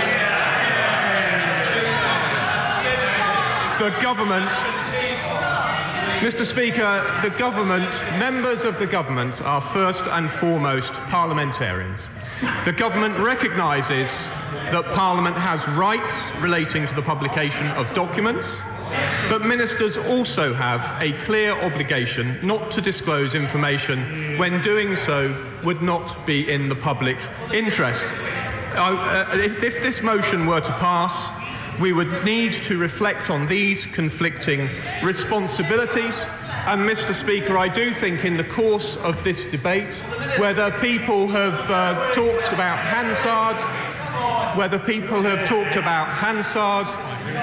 talked about prior practice, or they have talked about our responsibilities directly in the best interests of this country, I think when we all go back and reflect on Hansard and what has been said today, I think there has been a surprising degree of consensus which has emerged about the degree of our responsibilities. And I will give way to the honourable gentleman with a majority of 2. The Minister's very kind, and I'm glad that my colleagues here agree with me on the electoral system. The honourable member for Broxtowe was right when she pointed out there was a tweet that the government will agree to publish the impact assessments.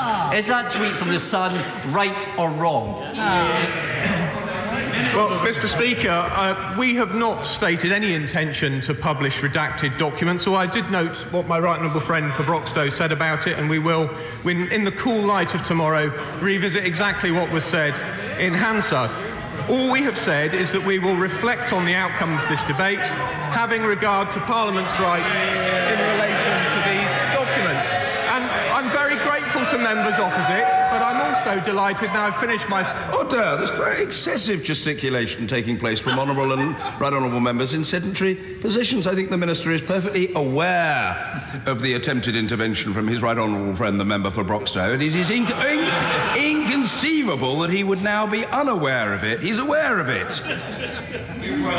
Grateful to honourable members opposite, and I would like to say how much I've been looking forward to the moment that I give way to my right honourable friend. I'm very grateful for the gracious response from the honourable member for the Minister. Could he confirm and could he help the House understand this? If the government is not going to vote against this motion, will it commit at the box that it will therefore hand over these documents? And if it says it's not going to hand over the documents, then it must vote against this motion. What's it to be? Come on. Mr. Speaker, I refer the right honourable lady, my right honourable friend, to what I said just moments ago, and I would just come back to my honourable friend's remarks, because Hansard is, of course, available these days very quickly, and it is the case that the right honourable and learned gentleman said, according to Hansard, he said, as I have said, we are open to hearing from the government if they have alternative mechanisms or procedures to allow publication in an appropriate fashion. We are not wedded to the form we have put forward. Mr. Speaker, honourable members opposite say disgrace, but there surely can be no disgrace in simply reading back the Hansard record of their front-bench spokesman. I find this entirely bizarre. But, Mr. Speaker, I'm currently on page 1 of my remarks with less than 2 minutes to go, and therefore I feel I should apologise to members that I've not got through everything that I wished to say. But, Mr. Speaker, throughout this process, it has been clear that the government has always acted in line with the remit given to it by Parliament. The Secretary of State has been consistent in stressing the importance of parliamentary scrutiny and oversight of the Brexit process. It was a widely supported referendum bill which gave us the historic vote that is taking us out of the European Union. It was legislation on the triggering of Article 50 which preceded the Prime Minister's letter to President Tusk, setting out the terms of our departure and our ambitions for the negotiation, including delivering a deep and special partnership with the European Union, which the government is determined to deliver. Turning to the matter at hand, it was Parliament's vote last year that we should not put into the public domain things that could compromise our negotiating positions, and we have heard time and again from both sides of this House that we should not do that, and good reasons have been given for it. Point of order, Mr. Speaker. I beg to move that the question be now put. The question is that the question be now put. As many as are of that opinion say aye. Aye. The contrary, no. I think the ayes have it. The ayes have it. The question is as on the order paper. Well, I was putting the question. It might be wise to let me put the question first. I'm very open to points of order, but the question is as on the order paper. As many as are of that opinion say aye. Aye. Of the contrary, no. I think the ayes have it. The ayes have it. Point of order, Sir Keir Starmer. Thank you, Mr. Speaker. The motion just having been carried unanimously, and the wording being that the impact assessments arising from the analysis in question be provided to the Committee on Exiting the European Union. I wonder if you, Mr. Speaker, can confirm that that means this motion is effective or binding, and also whether that means that a failure of the government to comply with this is in fact a contempt of the House. Well, I'm very grateful to the right honourable gentleman for his point of order. First, as I said in response to the point of order from the right honourable gentleman, the member for Exeter, a few minutes ago, motions of this kind have traditionally been regarded as binding or effective. Consistent with that established pattern, I would expect the Vice-Chamberlain of the Household to present the humble address in the usual way. I say what I do, as colleagues on both sides of the House, on both sides of any argument, will recognise, on the strength of an understanding of an advice received in relation to precedent grounded in Erskine May. When I'm asked, as I think I was by the honourable gentleman about contempt or breach of privilege, what I would say to the honourable gentleman is that if anybody wishes to make an accusation of a breach of privilege or a contempt of the House, that must be done in writing to the Speaker. If I receive such a representation in writing, I will consider it and apply my best endeavours and take advice in reaching a view and reporting it to the House. I've explained the position, I think, as clearly as I am able, but of course on this sensitive matter about which passions I understand have raged this afternoon, I will take further points of order if there are such. I'm saving the honourable gentleman up. I don't want to waste him at an early stage.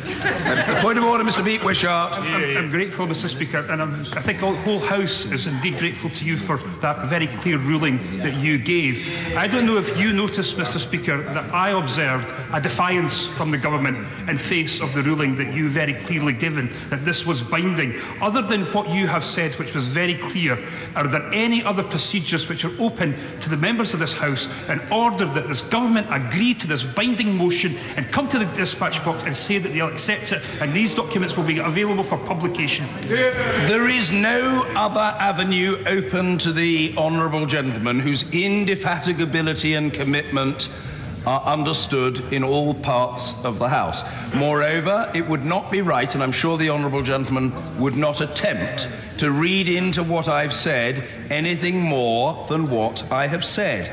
Traditionally, such motions have been regarded as binding or effective. Consistent with that established pattern and tradition, I would expect the address to be presented by the Vice-Chamberlain of the Household in the usual way. However, I would add that I think it's sensible for us, for the House, to wait for the government's response. I do not propose to leap ahead. I will wait for the government's response, and if I receive a representation, I will reflect upon it, and then I will revert to the House. So, although the honourable gentleman generously refers to my ruling, I have given only a very limited ruling to date. What I've given is on the record, and I don't resile from it, but I would need further to reflect on the basis of the government reaction and any written representation which I may receive, and I would then revert to the House. Obviously, I would intend to do so sooner rather than later, but it would not be tonight, I must assure the honourable gentleman.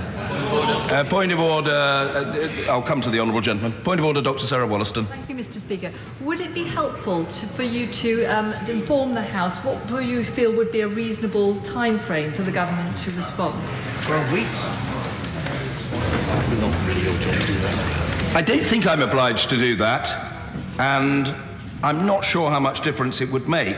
The issues are important, but I don't myself think, I may be contradicted by senior procedural experts to whose wisdom I should defer, that the matters are particularly complicated. One can take a view about this, one can consult Erskine May, and I think one should reflect in a sober and considered fashion. But if the honourable lady is asking me whether I envisage this being something that needs to be deliberated on over a period of several days, the answer is no. Point of order, Mr. Chris-Leslie. Mr. Speaker, would you assist the House in explaining how serious it is for any person, member of this House or outside this House, to be in contempt of the House? Because were an individual to be found in contempt of the House, that isn't a frivolous matter, that isn't something that should be just ignored. Page 191 of Erskine May sets out the consequences for individuals found in contempt of the House and the penal jurisdiction rights of this Parliament. I'd be very grateful if you could explain to ministers present that this is a very serious matter. Yeah. Well, it is a serious matter, but I think that the honourable gentleman, who has a cheeky countenance, is trying to push the chair, and I make no complaint about it, further than the chair should be pushed. The answer is put very simply, obviously a contempt of the House, if there were such, would be a serious matter. But the short answer to the honourable gentleman, which probably won't satisfy him but has the advantage of being factually true, is that it depends on the circumstances of the case. And the ultimate arbiter of the seriousness of a contempt is the House. A point of order, Chris Philp. In the course of the debate, a number of members seem to be in favour of publishing redacted or summary versions of these papers. But of course, that was not on the motion, nor was the motion amended. Were a new motion to be put requiring the government to publish summary or... Were a new motion to be put requiring the government to publish summary or redacted versions, would that then replace the motion just passed? Well, in answer to the honourable gentleman, I would say to him this. The House can always consider new motions if new motions are tabled in an orderly way on a specific day and the House debates them and chooses to vote upon them. But what I would say to the honourable gentleman, who is fast becoming interested in parliamentary procedure, and I respect that, is that he may think it useful to him to reflect on the wise words of a distinguished representative of his own party, well known to his right honourable and learned friend, the member for Rushcliffe. I refer, of course, to the late Lord Whitelaw. And Lord Whitelaw was known to observe on one occasion, and I quote, "On the whole, I think it better to cross bridges only when I come to them." And, point of order, Chris Bryant. Mr. Speaker, as you know, Erskine May says on page 133 that each House has the power to call for the production of papers by means of a motion for a return. That's the basis of the motion that we've debated today. But can you just underline how important it is that we police that power? It's the power by which select committees are able to ask for any papers from anybody. It's the power by which select committees or the House is able to require other people to appear as witnesses.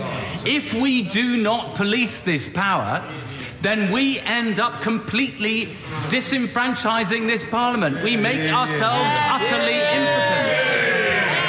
And Erskine May also makes absolutely clear that things that include contempts are actions which obstruct or impede the Commons in the performance of its functions, or are offences against its authority or dignity, such as disobedience to its legitimate commands. The short answer to the honourable gentleman is that it is very important that the House polices the enforcement of its own powers.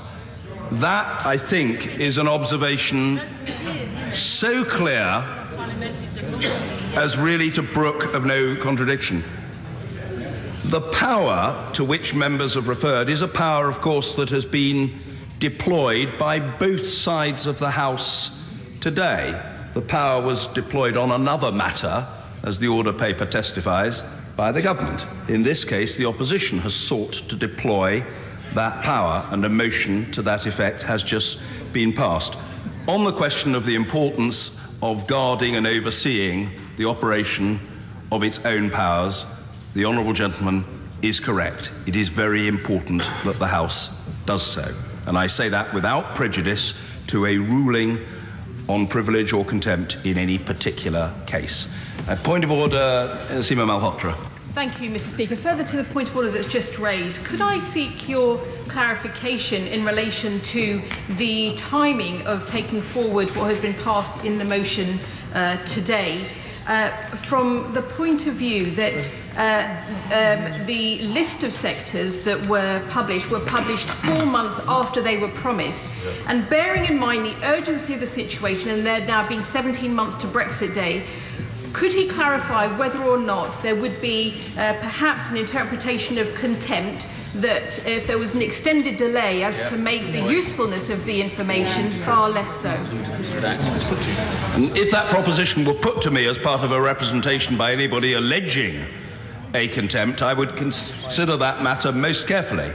And I would certainly go so far as to say that it would be a most material consideration. I understand the desire of the House for clarity on this matter, one way or the other. The question of time, both in the context of the decision taken by the House tonight and the wider context of public policy, is an important question, and yes, it does form part of the equation which the Chair would have to address.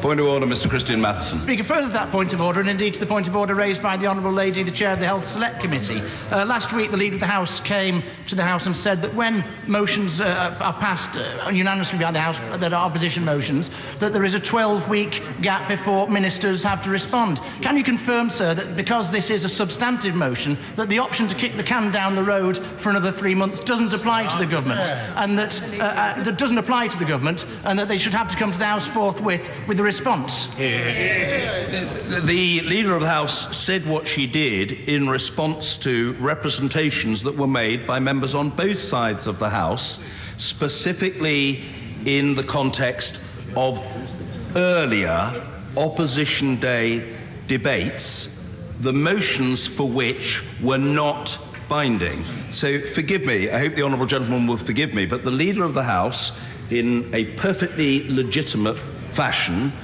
procedurally legitimate fashion, about which people can have different political opinions, offered to the House an indication of intended government handling of situations of the kind that occurred in recent weeks.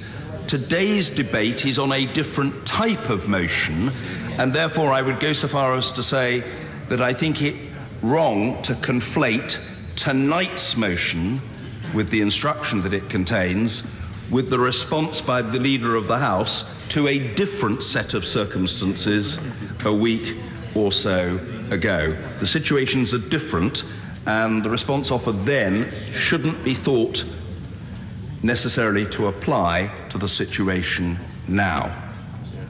Point of order, Mr. Ian Duncan-Smith.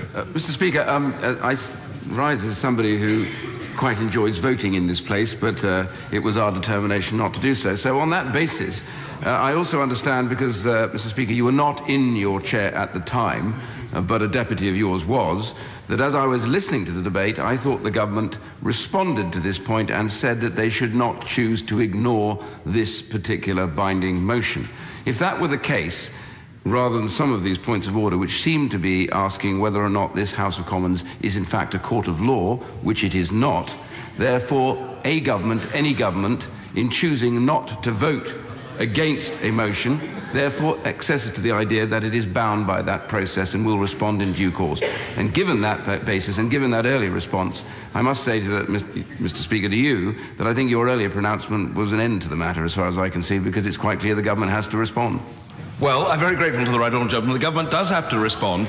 The Right Honourable Gentleman is quite right that I was not in the chair, though, of course, the chair is seamless. There was a distinguished occupant of the chair at the time, and I have received advice as to what took place when I was not in the chair.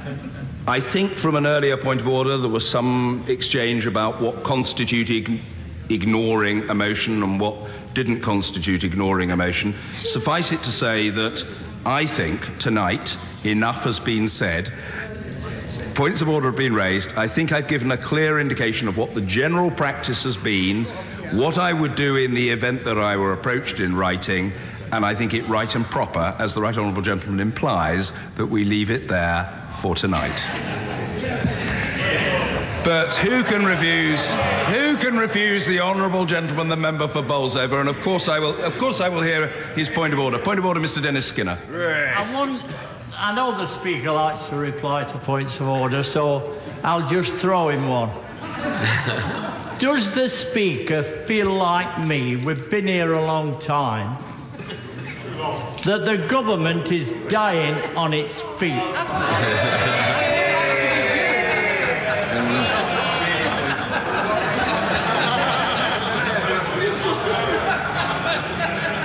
It is not for me to make any such assertion. I think I've done my bit in allowing the honourable gentleman to indulge his appetite. But I think I should leave it there. I honestly think I've said enough for tonight. I think members know that what I've said so far is clear, at least in terms of the intended sequence of events. But I thank the right honourable gentleman. I note he made his point with a smile. Good.